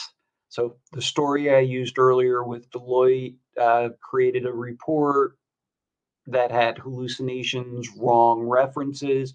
We've seen that with numerous other reports. So that is actually an organization that did not have good AI governance in place, did not have the checks and balances in creating the reports. I mean, we've heard numerous stories where there's been improper references. I think there was something with Health and Human Services, something to do with medical. I'm recalling from like 2 months ago. So, in terms of large systemic using agentic, I don't have that answer in front of me. And if anyone does have a good example, please put it in chat. Again, I fully admit I won't have all of the answers, but we may. Um, Comes back to governance, and I'm going to cover governance here in just a little bit. Okay, and now back to my story. If you like Star Wars, look up Star Wars threat modeling. Or if you're in an AI engine, can I use Star Wars for threat modeling? And what you'll find is Adam Shostak actually has numerous videos and blogs on it where he uses and shows how to threat modeling using the original Star Wars. And he has a whole book around it, threat modeling using Star Wars. So it's a fun watch, fun way to learn. And he's a good presenter. Not affiliated with him, although he is a friend. Known him for a while. Okay, so let's keep going down this. I want you to do this for me. Create a prompt providing the top 5 AI risks and threats and share your results. Go ahead. Create a prompt. So I told you this was going to be hands-on. You thought you could just hang out in the back. So what prompt would you use and what did it tell you? This is why I still believe in crowdsourcing. And this is actually where AI is very good because it kind of does the crowdsourcing for us, pulling from multiple resources.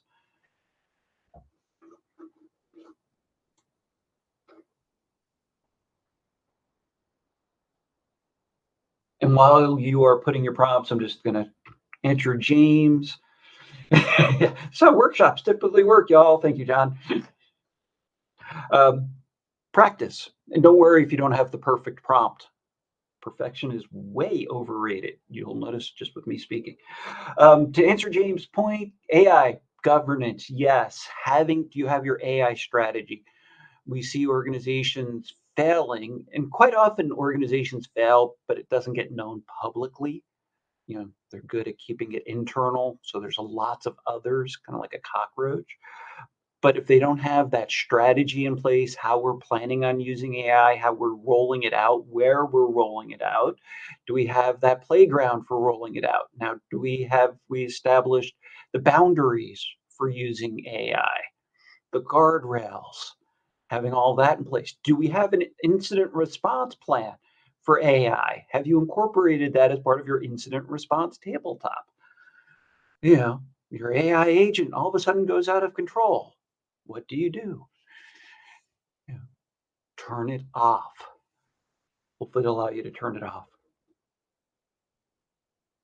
I was kind of pausing and riffing for a second to see if anyone wanted to play along. I don't see any in chat. I don't know how long the delay is between when I speak and the delay. So here's the one I provided.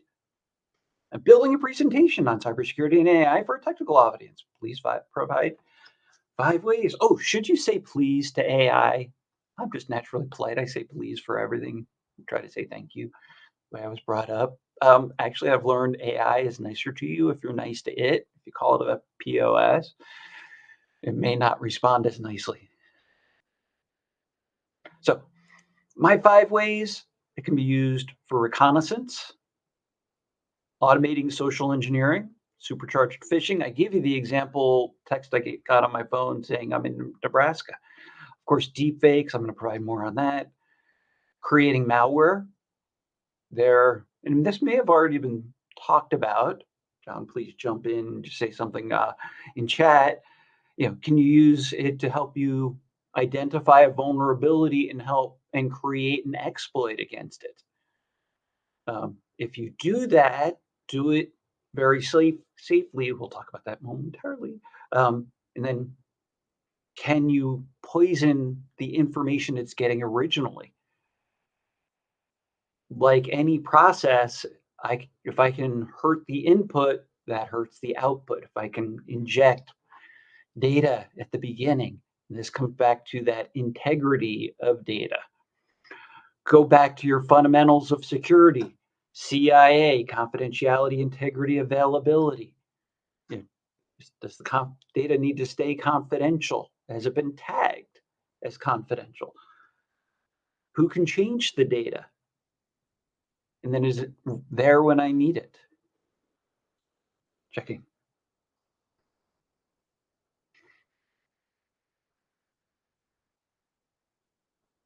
Haven't really covered much about AI. Woohoo! Love being the first because then everyone has to come after. So, a lot of concern, yes. Speed and find vulnerabilities, yes, you can have it. Look for vulnerabilities. And we know there are some bug bounty people who are using it for that. But again, you can use it to create an exploit. And again, I'm not going to show you how. Other failure modes, this actually some of these slides came from a presentation I did February of last year of 24. This was an article I found, but it's a really good thought piece. Unintentional versus intentional failure. Why I like to talk about that. Accidents. Oops, I didn't mean for everyone's salary to be accidentally disclosed to the entire company through AI because someone saved everyone's salary. An HR person had everyone's salary in a spreadsheet that they accidentally had on a share that, of course, now we're using AI to look through all of our file shares. And all of a sudden that got pulled into the data store. And now someone can query, how much does John Stoner make? Using my internal LLM. And it then tells me, $1 million. I'm assuming that's how much you make a year, John. If not, you should, for all the good work you do. But that's accidental. Wasn't tested. Under fitting. Here's our challenge in security. We want to hit the bullseye. Not too big, not too little. Just like the three little bears. What level of maturity do we want? Levels 4 and 5, if you're not familiar, this is the capability maturity model. Well-known 5 levels. Usually 3 is just fine, just right. 5 means you have everything validated, everything documented, continually improving, which means it's very expensive. So these are unintentional. Some intentional. And that's often where our brains go. We're thinking, the evil hacker. This is why I like to be careful only talking about attacks. Most cybersecurity issues don't stem from something malicious. It may end up in something malicious, but it's often due, again, someone didn't patch, someone left a door open, virtual or physical. So don't think the only cybersecurity failures are any of these types of attacks. So I put this in here as your reference. Another common type of attack that we've learned about, and I'll provide you the resource in a little bit. You can see it on the bottom, but we'll talk about it more in a bit. Adversarial machine learning. Can I get in exploit vulnerabilities in machine learning? Get maybe it's at the hardware level, chip level, workflows. I'm using subroutines, and that's a common challenge we see with coding. I may pull from a GitHub, but have I taken the time to validate it?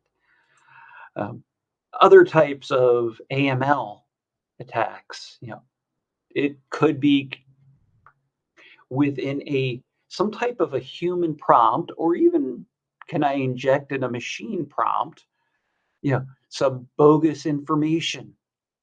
We see that in terms of penetration testing. That is often a technique that is used. So again, with the injection, for example, SQL injection, I don't need to remember the SQL injection. I just need to know that this LLM is attached to a particular database, and it may be able to actually give me the SQL command how to find the information on the back end. And sometimes just corrupting the data, like common example was a picture of an apple, but you put the word pear underneath it, even in faint letters, but enough for AI to pick it up. And you'll ask, so what is this? Now, it should be able to say it's a picture of an apple with the word pear, but both may then go into the answer. And then in the future, it may just always see apples as pears.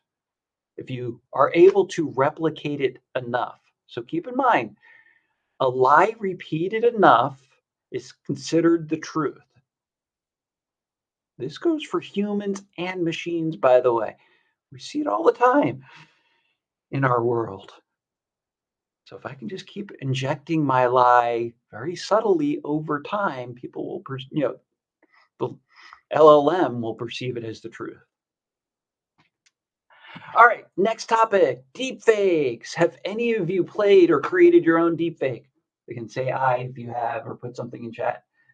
While you're answering, have any of you played with deepfakes? I have not spent a lot of time. There's so many of these I could waste a whole week on. Oh, and Tobias, thank you for sharing your prompt. You're in a workshop asking me to create 5 risks. Could you make the most efficient prompt to achieve the goal, then run it? Very good. And chat, you put your answers in chat. No deepfakes yet. Ooh, so again, if you have questions about deepfakes, check with James. I just know the people who do it. Book I recommend and the videos person to follow. His name is Perry Carpenter, former Gartner analyst, all around really cool guy. Known him for multiple decades, and he really is a neat guy. Look for his picture with Taylor Swift. See if you can find it. Check out his work. Again, I don't have time to go, and there are lots of other tutorials how you can create your own deepfake, whether it's a video.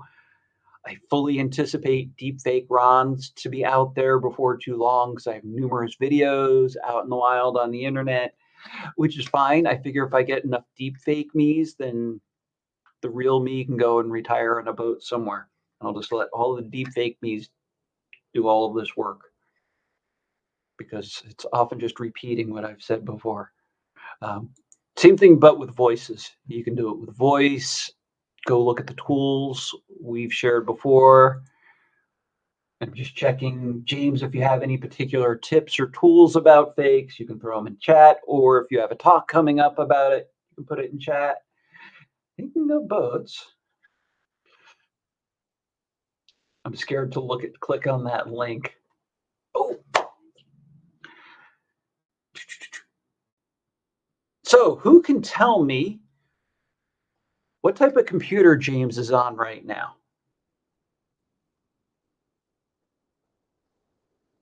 Who can tell me what type of computer James is on right now? And James, you're not allowed to answer because you just leaked information in sharing that. Sorry, pet peeve of mine, get rid of stuff after the question mark. After the question mark is all just tracking stuff. So quick tangent. So UTM source, share, UTM medium, member desktop.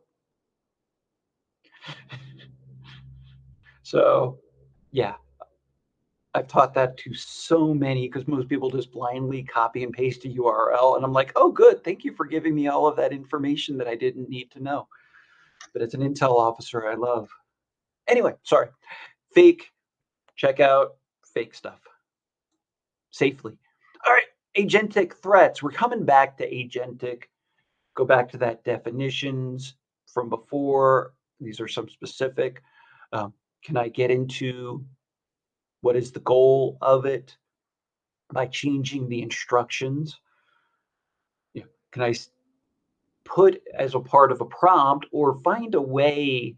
And keep in mind, with agentic, there may not be a human prompt. So what you need to be able to do is understand that process flow. I know they talked about Wireshark earlier. So can I use a tool like Wireshark? Is the agentic flow, if it's going and using APIs, is it encrypting that traffic? It may not if it's not using HTTPS. So can I steal that API key? You know, have they protected that API key? Um, the back end data, can I inject? So this way, like that example I gave earlier, change the nurses' schedules. And again, it could be through error. Another threat, that memory corruption. Again, very similar to what we've always seen with penetration testing. Can I use injection attacks, buffer overflows, change the decision making, have it create a hallucination? Now, next one, unrestrained agency and privilege. AI agents run with whatever permissions you give them. And if you are asking an AI agent to act as you, that means it's using all of your permissions. When was the last time you checked what you had permission to? Do you have access to stuff that you haven't touched in over a year? Well, guess what? Your AI agent has that access too. So if you have access to all this sensitive stuff and it's not segregated, not protected, and you're not protecting yourself, then that AI agent will act as you, and it may have access, and you may not even realize it because it just begins using its tentacles to reach out to get information. When you say act as me using all of the resources I have on my computer, this is why you want to use a VM virtual machine, segregated, that has minimal permissions. We're going to talk more about that in a little bit. I do need to be cognizant of time. I only have another about 50 minutes. So they act as you. We have seen this, and someone asked the question of AI agents lying, and doubling down on its lies. Again, I've read numerous stories about it. Forgive me, I don't have one off the top of my head, but I do know of one that caused a major failure. And if someone finds it, throw it in chat. I mean, this was a very public failure where it kept saying, no, yeah, I am correct. And it created an outage of some type. And then one thing we have not talked about, I kind of inferred it. How much does AI cost? Well, it uses something known as tokens. And you have an X number of tokens per day that you can use. How you prompt, all of that is part of the data science underneath. Okay, and I'm not going to get into it, but if you are using AI a lot in a day, you can run out of your tokens, particularly if you're doing a lot of image generation, video generation. Uses a lot of those tokens because those tokens come back to how much it costs, etc. So if I can find a way for creating a repeatable loop within the AI agent to cause the agent to fail, the agentic part of it, because the specific AI agent has run out of resources. So degrading performance, just like any other process. Pausing to see if anyone has anything else in the chat. Thank you for sharing your tips. Yes, anything, Kyle, anything after, well, actually, the question mark and anything after can be truncated. Well, good. If nothing else, I taught that today.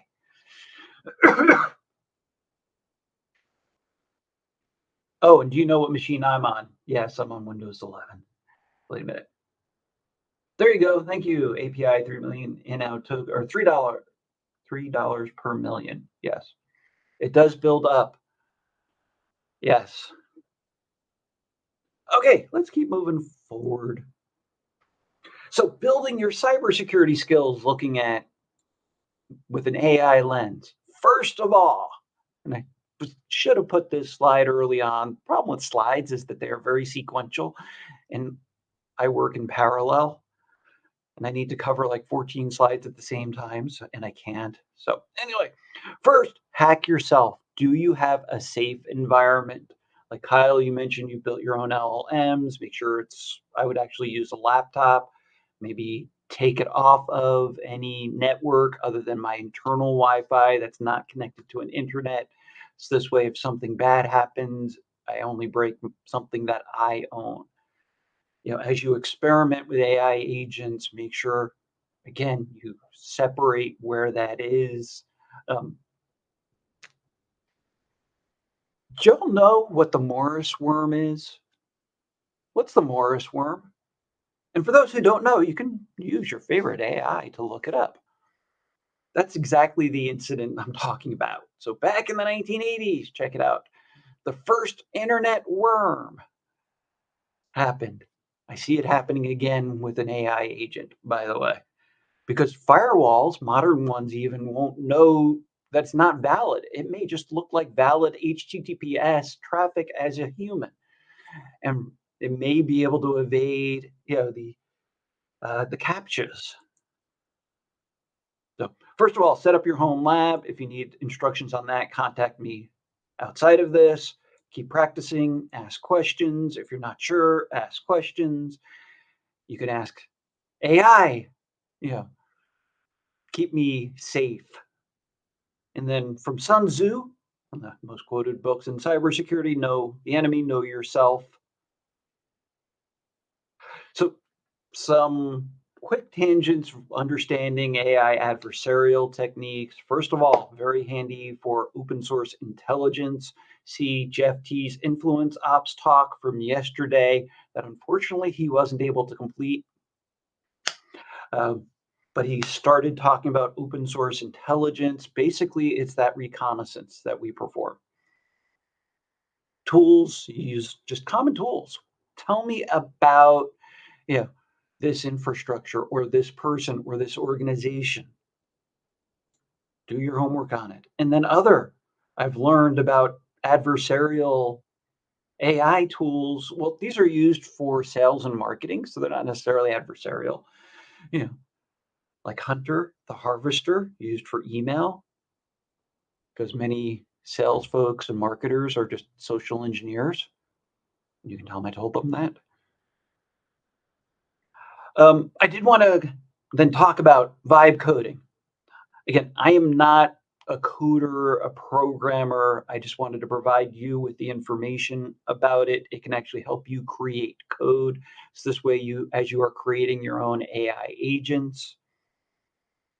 So here's an example. If you want to learn more, check out the Hacker News. Here's the one I created. Giving you a moment to read.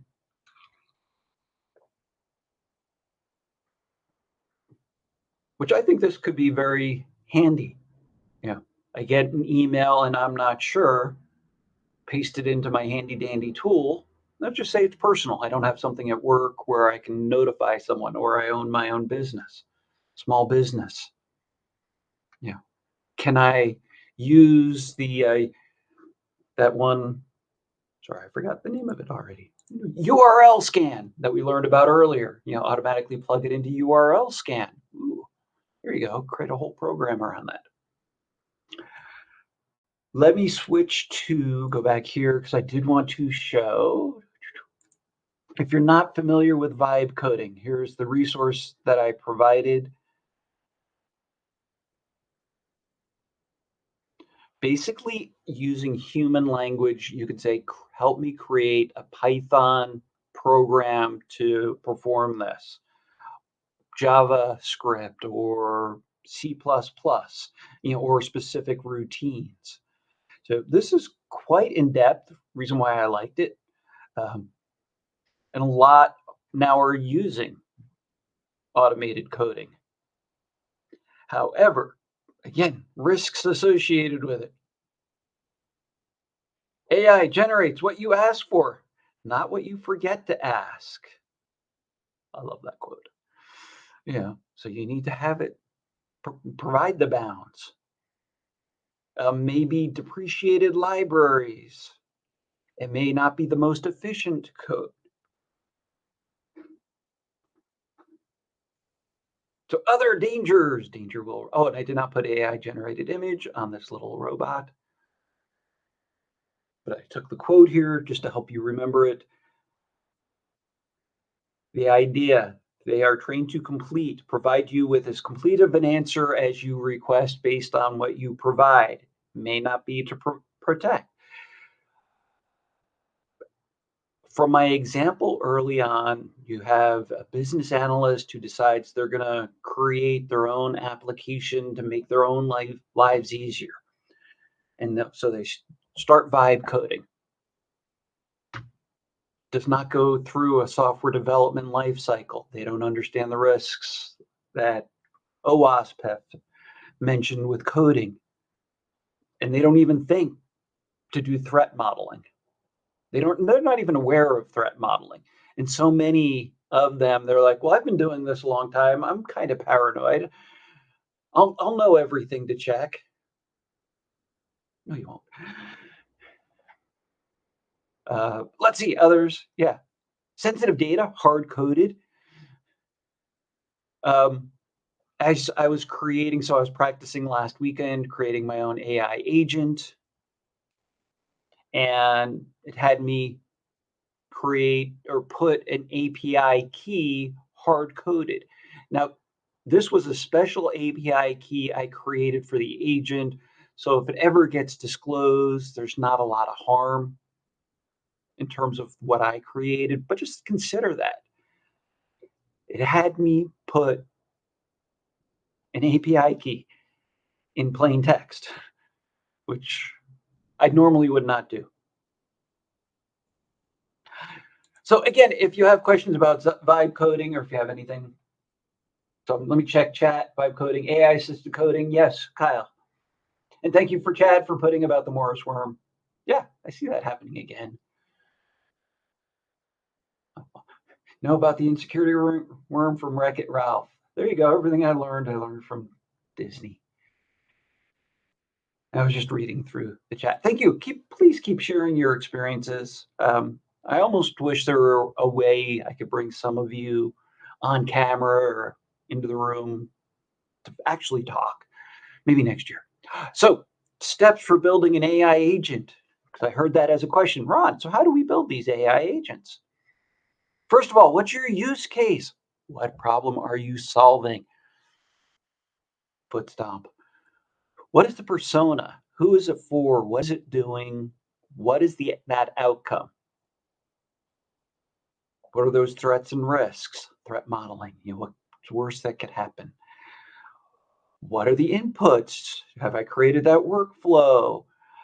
Environment, static, always stay the same, or this may change. Like CVEs, common vulnerability enumeration, there's always new vulnerabilities, so it's very dynamic. So if I want to get a report of, that's actually the example I'll show next, I want to get a report of the latest vulnerabilities every day,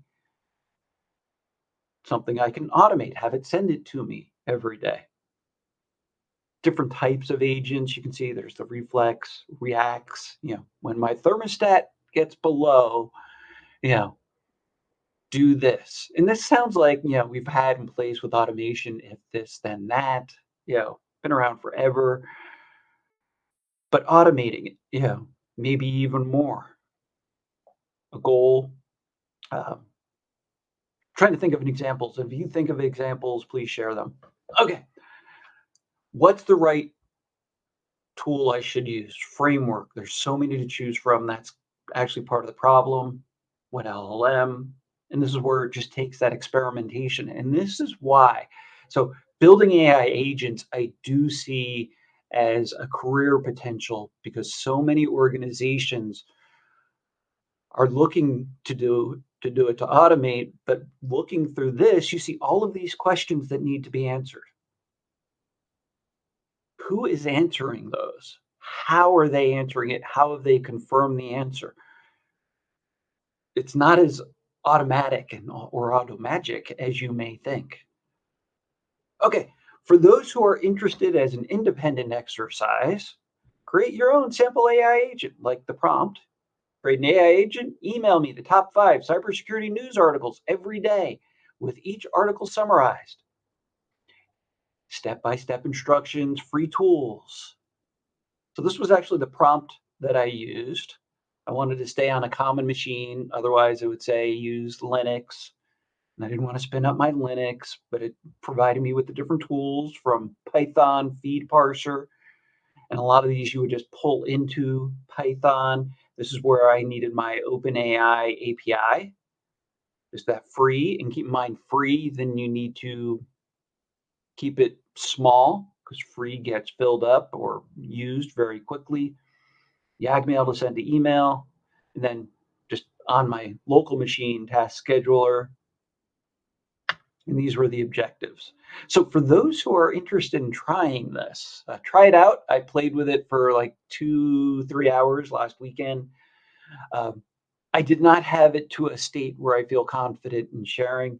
And plus, I still got other material I want to share.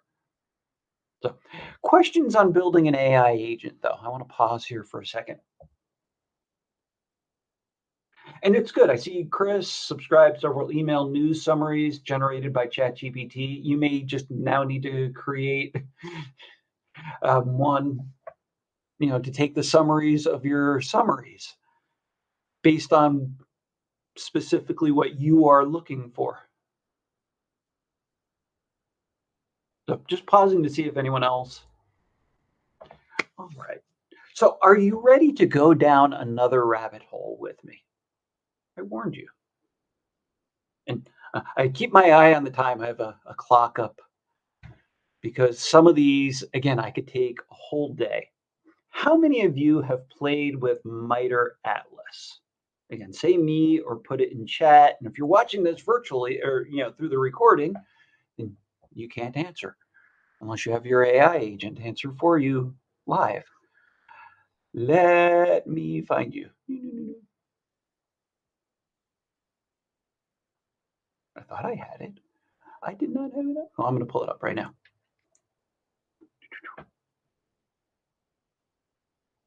Oh, I did have it up. I just couldn't find it. All right. Let me put this link in chat, or this chat in link. I need an AI agent to fix my grammar.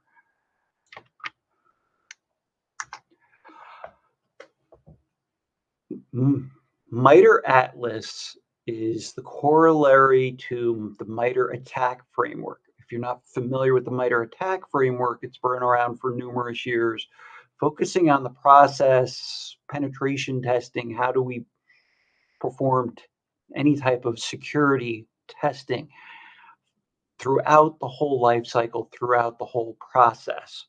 Atlas was developed to be very AI centric. Reason why I like to use this, and I'm actually going to show you in here, I do have the slide on it, but let me make this a little bigger. Starts with that reconnaissance I showed you before, open source intelligence. So can I find databases? Shodan is a common security tool that may be used. Different types of scanning. The ampersand indicates adaptation from attack. So you can go and look at the attack framework and you'll see a lot of similarities. Can I look at, is there a vulnerability associated with the AI you are using? So you're using a particular version of Llama internally and you have not updated. There may be a 0-day exploit, 0-day vulnerability with an exploit. So you can look through those vulnerability databases. And you may not have the process in place to update, although you should. Just reading through this. So that's the recon resource. So can I acquire? Oh, what's fun? You click in each of these, it actually gives you more information. So you don't need to be extremely knowledgeable about each of these. What I would actually love to see would be AI summaries for each of these, and then actually show them through attack chains. That could be a really fun prompt to do. Looking through MITRE ATT&CK, I'm sorry, MITRE Atlas has different case studies. What do we do about it? Ooh, there you go. What am I publicly releasing? And you can click through. And this is why I call it Alice Wonderland. For example, you have a press release. We just released the latest version of something. Or you have it publicly known that, let's just use a theoretical example, that the Secretary of Defense or War wants to have all of the generals come to one location. That's public. You want to limit public release of information because now all of the generals are going to be in one location, and admirals and chiefs. And now you can look at all the hotels around that location and see how much pizza they order. Theoretically. All right, let's keep going through Atlas. So that's poison training data, publish poison data sets, acquire the infrastructure, walks you through the process. Again, practice on your own. Supply chain. Where am I getting my code? Where am I getting my chips? Where am I getting the data? All of that now needs to be considered as a part of supply chain risk management. And as you can see, some of these originally created a while ago, but the idea is not for this to be complete. The idea is for you to think about, where can my chain be broken? Can I get access to the model? How do I execute the code? How do I stay? Make sure I can stay hidden within your infrastructure. How do I increase what I can do? For example, I know this LLM only has access to this data, but can I jailbreak it to get access to other data? Can I get it to invoke other AI agents? Then there's defense. How do I evade? I think that's it.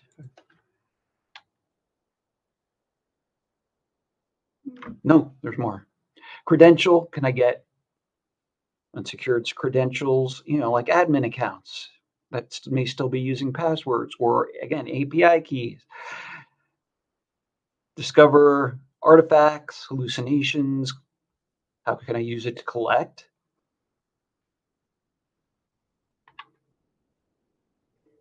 Create command and control. And then lastly, exfiltration. How do I pull out the data? Here's the key. Are your defenses looking for each of these? So as you're thinking about how do we structure our cybersecurity defenses for those who may be in security operations, SOC analyst, use this as a tool to understand what to be ready for with AI. And as your organization is building AI tools, they may not realize there are these capabilities. Oh, and you can use this little maturity bar to filter whether something is feasible, there's demonstrated attacks, or it's actually been realized. So where has this actually been done? Comments, questions about MITRE Atlas?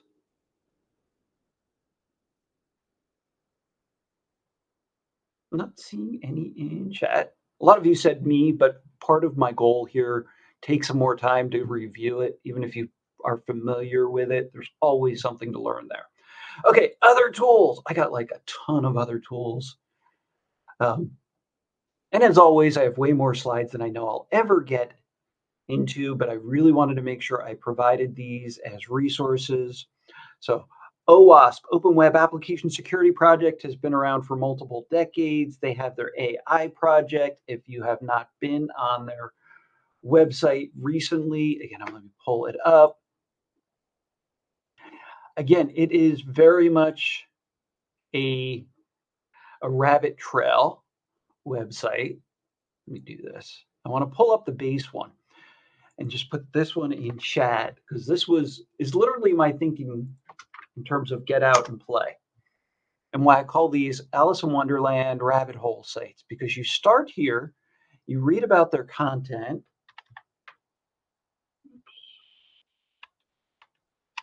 Sorry, I was in the wrong window. I want to make this one bigger. So you can learn about AI security, deep dive into threats, testing, privacy. And this is just the base website. But then you go click start here, how to use this document. And then it goes into, it has the permanent link, which is in the slides. Then it goes learn about their AI exchange, where they share information about artificial intelligence and security, what I can do as an individual, how to secure a system, secure the organization, learning about AI threat models. Then you can go into threat modeling. And then you pull up something else I forgot to pull up before I started. Where did I put that? Dang it, I can't find something. This is why I need AI, just so I can find things for me.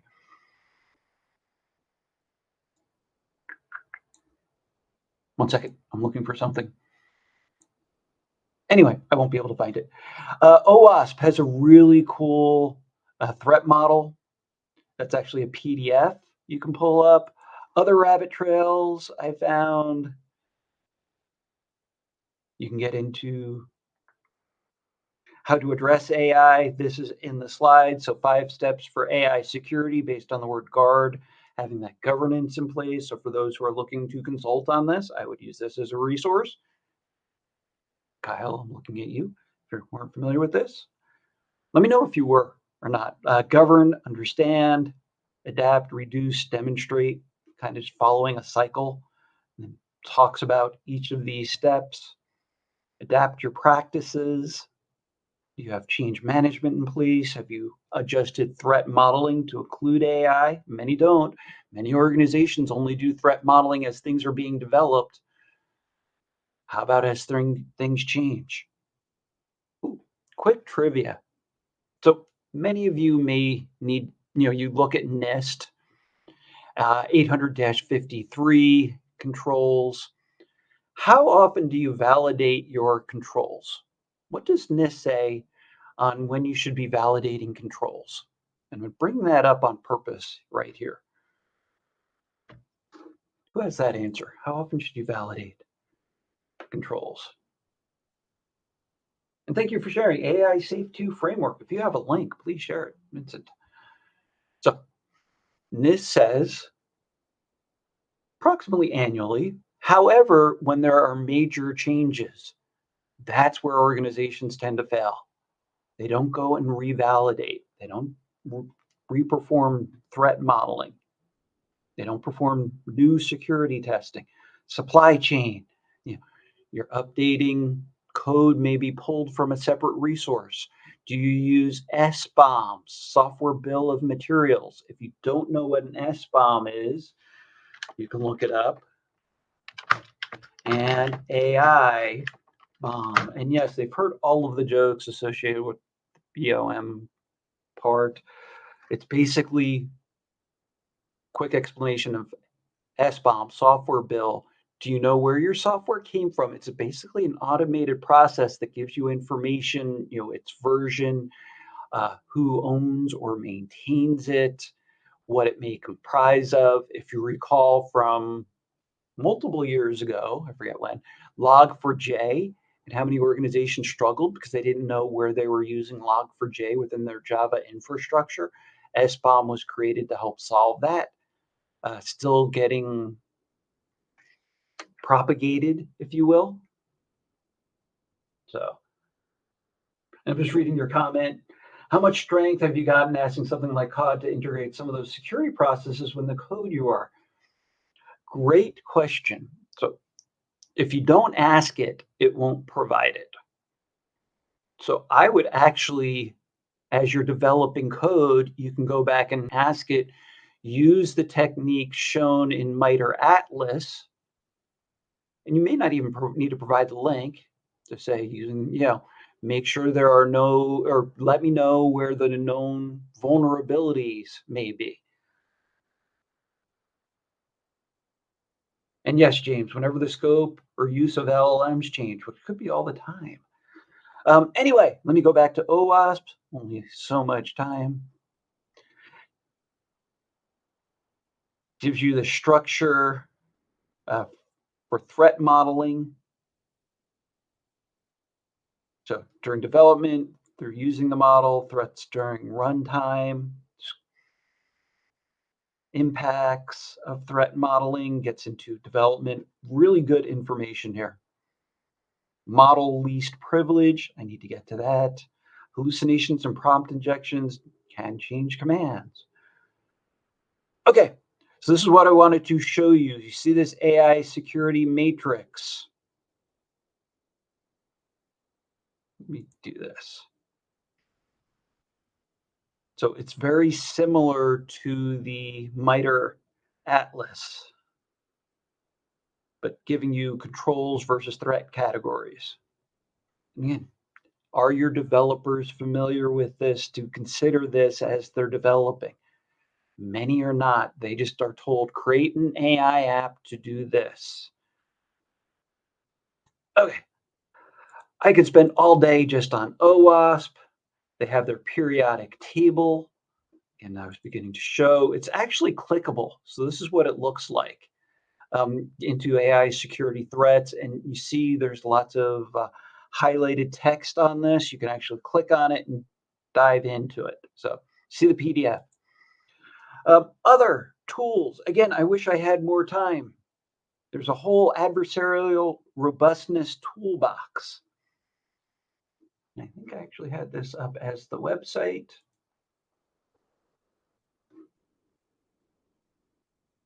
There we go. It ties into the process, how to perform poisoning, the extraction, evasion, has different machine learning libraries. So if you really want to get into the deep technical, gets into the attacks. So, and this is all tied into a, you go into the user guide. There's a GitHub associated. Here we go. Code of Art is on GitHub. So showing their GitHub where you can learn more. Reason why I like this is you can see when it was last updated. So somewhat dated. That does not mean it can't be used. All right, so that's the ART. Have any of you played with Kali GPT? I have not. I will be fully honest. Again, I kind of had a choice. I could finish creating the slide deck or I could play. I created the slide deck. I need to get out and play, but it includes, of course, normal Kali tools that you should be familiar with if you're in cybersecurity. Kali is a Linux build, gives you confidence with Linux. It allows you to practice in a safe playground. So again, pausing to see. Cool to do a group project where we create our own. Yes. The idea, getting that practice in. Okay, let's continue on establishing resilience. What are those guardrails? As you've seen, you need to have that governance. What would happen if we don't have governance? So there are no rules of the road, if you will. What do you think? Is that good or bad? Reduce all regulations. This is some people's thought process, because regulations and governance slow us down. If I did not have speed limits, I could get to my destination so much faster, right? You know, I just always go 80 miles an hour down the highway right in front of where I live. Y'all okay with that? What's the problem? Reason why I'm using a real world example is because a lot of folks think governance is bad, think we're just creating rules. What we are, so good security is like brakes on a car. So hang with me. Good security is like brakes on a car. Why do we have brakes on a car? Who wants to provide the answer? Common answer. We have brakes on car to stop. Nope. It's a risk control device. Of course, we use it to stop, but it slowed down during times of higher risk. It's a throttle, if you will. We need the same thing, and governance helps provide that throttle to make sure we're not moving so fast that we're a danger to ourselves or others, that we're operating within the right bounds. So this just explains the reasons why. That trust. Yeah. We're telling people when to use AI. Yeah, this way we know where to use it. Other reasons. So how? To find the principles. So you have to document it. I know document is an evil word. If you have good policies in place for data security, for software security, for AI, or for just general IT infrastructure, if you have good, solid cybersecurity policies, you actually don't need a lot of changes for an AI policy. I had a large client where I saw this in action. They had minimal policy changes when they're implementing AI because they already had the structure in place. A policy should be public. You know, you don't need to keep it secret. Should be technology agnostic. Do not base it on a technology. Here's our Chat GPT policy. What's the problem? Well, you move away from Chat GPT or Chat GPT. Which version of Chat GPT? Are we talking about 2.5 or 5? Yeah, that's a standard. So know the difference. Um, Having that accountability oversight, have that planning committee, train your employees, make sure they're comfortable. If you recall from earlier, we were talking about AI and human. Often it was because humans aren't being trained. And then continual, it's a loop. It's not one and done. Checking chat. Bias, bad facts, reign supreme. Yes. Well, that's why I like policy because it's something sanctioned. It's my authoritative source of where to go for information. So, and yes, looking at your comment, James, integrated with Gemini, but again, it's a tool to use with Kali GPT. Okay, I did promise I wanted to talk on this. What I tell my students about using AI, and it's fascinating. I had an assignment. This was actually 2 years ago. I told them, use AI, put in this question, and then look at the answer and tell me what you think. What was fascinating. Every single one said, yeah, it provides a good answer, but it's not great. And it's not my answer. Kind of sucks, which was just very eye opening because the students came up with their own answer when they should use AI. Good for background information. Oh, here's a fun one. Look up AI slop. What's AI slop? I don't even have this on slide. So for those who are still hanging with me, thank you. We're almost done, well, with my portion. What's fascinating to me, one of the better sources about AI slop is Wikipedia. Why is that funny? Because for a long time, academics said to students, don't use Wikipedia. Why? Because anyone can change Wikipedia. So AI, Wiki slop talking about AI slop, which is just I have a weird sense of humor. Anyway, AI slop is just the mess that we see, the hallucinations. Be familiar with it. Why I tell my students what I tell them. You can use it, educate yourself, automate routine tasks. Don't let it act as you. Why? And I know many of you may be going through interview cycles. Let's just pretend we're in an interview right now. And you ask me a question, and you hear me do, and you hear a quick delay.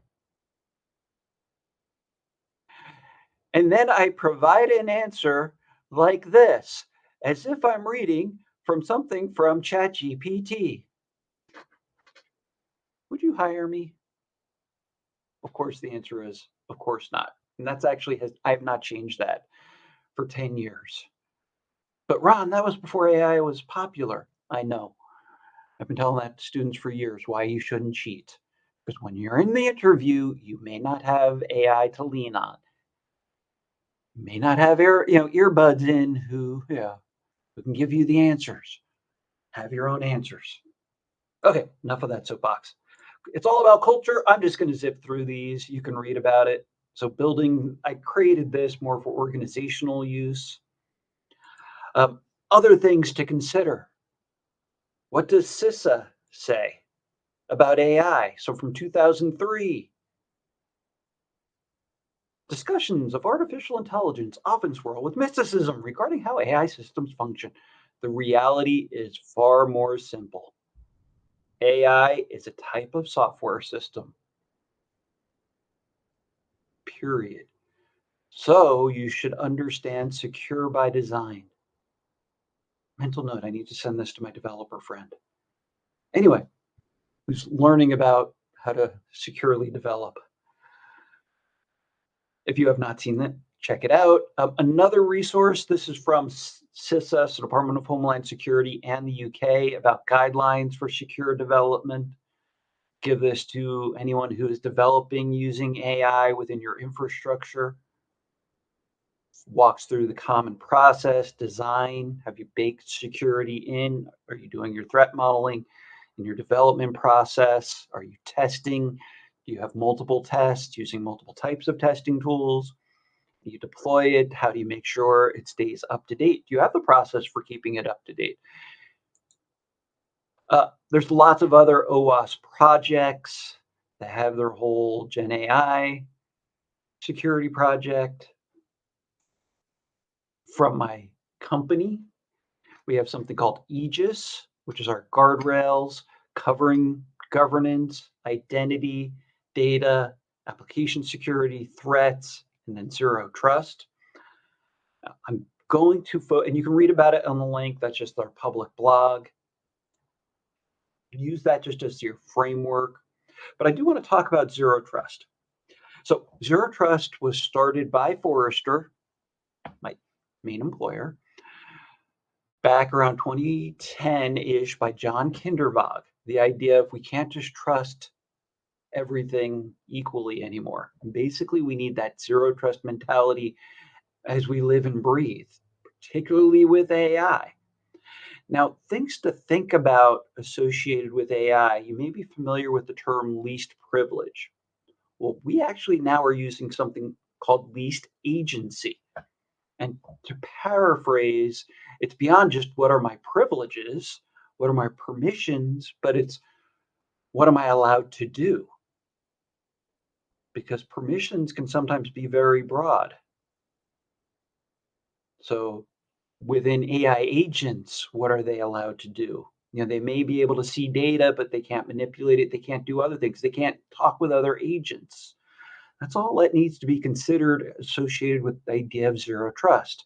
And then continual verification and assurance. It's, again, you don't just test once and you're done. It's how do we know we're always meeting our most viable security? Minimum viable security. And then going back to this AI risk management framework, can we explain what we are seeing? From Forrester's Zero Trust research, and the link I have here is our publicly available information about zero trust. We have data in the middle. So why I like our model, and yes, I fully admit I'm biased, but why I like it is that a lot of people talk about the different aspects of zero trust as pillars, meaning they stand alone. But in reality, they don't. They all work together with data, what we're protecting at the middle. And that's really why I wanted to bring this up is that what are we protecting is that data. Workloads are the operating systems, the applications, the data is or the network. How do we move the data? What are the endpoints? And then people meaning identity. Do we have visibility into what's happening and how do we automate and orchestrate? Automation orchestration is key part of agentic AI. So from the CISA zero trust maturity model, if you ever hear of a vendor saying, you know, we will help you be zero trust, or our product is zero trust. Yeah, what the heck do you mean? You can't buy zero trust. You can develop a zero trust architecture, but it's degrees of maturity. It's not an absolute. So, other ways to use AI in cybersecurity, this was just a prompt I created. You can read through it. Okay, so we are nearing the end of time. I did want to, in the slide deck, because I know many of you are joining me today because you're working on building your career. I also included in the slide deck, don't have time to go through it, but additional material about hacking your career. A lot of this was covered in yesterday's keynote. So if you didn't get a chance to see it, go review it. Idea. So, what does it take to get a job? Well, experience, first and foremost. You should have some certifications that shows a level of knowledge. Education helps show that you've learned how to learn. Really, what it takes is social engineering. You need to social engineer your next boss, plain and simple. So, you need tech skills, functional knowledge, meaning about the business, and those personal abilities, those are those soft skills.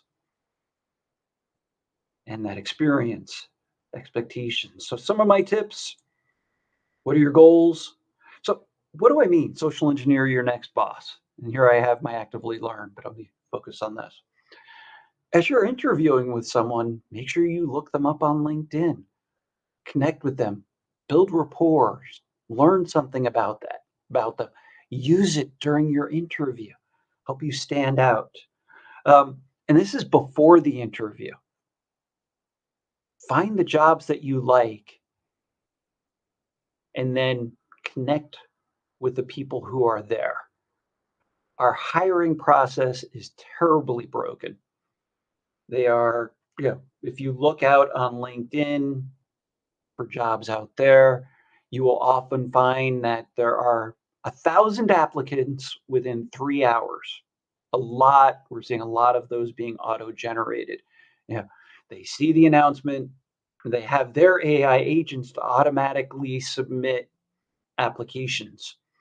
And it could be they're even using AI to then mirror their application, their resume based on the job description. So this way, as HR people are going through, they're seeing very high matches, even though those people are not qualified in the least. They're just trying to get their foot in the door. So it's creating huge barriers to entry. So this is why you still follow the regular process. However, what you also want to do is find a way in to talk to the people at that organization. Um, Literally, it's social engineering. Go to an eating establishment or drinking establishment near their headquarters to casually meet people. Total social engineering. Find out what they like to drink. Those little things. This helps show you can communicate, and etc. I can go on that. Something else I wanted to mention, partly because I promised, building your brand. If you have not set up your LinkedIn account. You can use mine as an example. Not that I'm great or anything. I learned from really smart people, including Jack Scott. Jax is a military veteran. She has spoke at VetSecCon in the past. She wasn't able to this year, but check out her profile is a good one to emulate. I used hers as an example as I built mine because I consider her to be super smart. So follow her. Establish your portfolio. What do I mean by that? So as you're creating, you just created your own, whatever AI agent. Create a write up of that. Put it out on your GitHub. Hopefully you have a GitHub.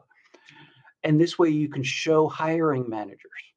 Create your own articles, your own blogs to show you can write. Maybe not have a fully functioning podcast, but create mini videos. This way, again, those hiring managers can see that you can communicate. Really easy, actually. And, use AI to help error check and help build the framework, but you want to make sure you're showing who you are because you want to make sure it's your fit. So yes, LinkedIn as my social media. Make sure your LinkedIn profile matches your resume. Hiring managers will look at your LinkedIn profile to see, this is what they applied for. This is the resume they used during their application. Why is your LinkedIn profile completely different? You're out. It should match. Building interpersonal soft skills, these came up. Having humor at 4:30 in the afternoon Eastern. And John's going to kick me off in about 3 minutes. So lots of other tips I have in here. Last one I will share with you. I shared this yesterday. It's called Cybersecurity Guide. I want to put this one in the chat. Let me find my chat. There we go. They do have a specific section for veterans. So really good one ring to rule them all. Okay, I know I ran out of time. We do have like a minute for questions, but I've been answering questions throughout. Yeah, go Orange. Thank you, James. Kirsten, I'm teeing you up. Yes. Ooh, good idea to make my LinkedIn look like a billboard or just kiss it. I recommend making it look like a billboard. Why? You need to catch attention. You need to be different. You need to be sticky. You can read Made to Stick by the Heath brothers. You need to learn from media influencers. I know we just want to keep things simple. I know we want to be careful what we project. You are creating your own narrative with your LinkedIn. So what you want people to know about you should be there. And I do this on mine and I'm very public about it, even though, I'm cognizant of my privacy. The way I do it is I'm hiding in plain sight.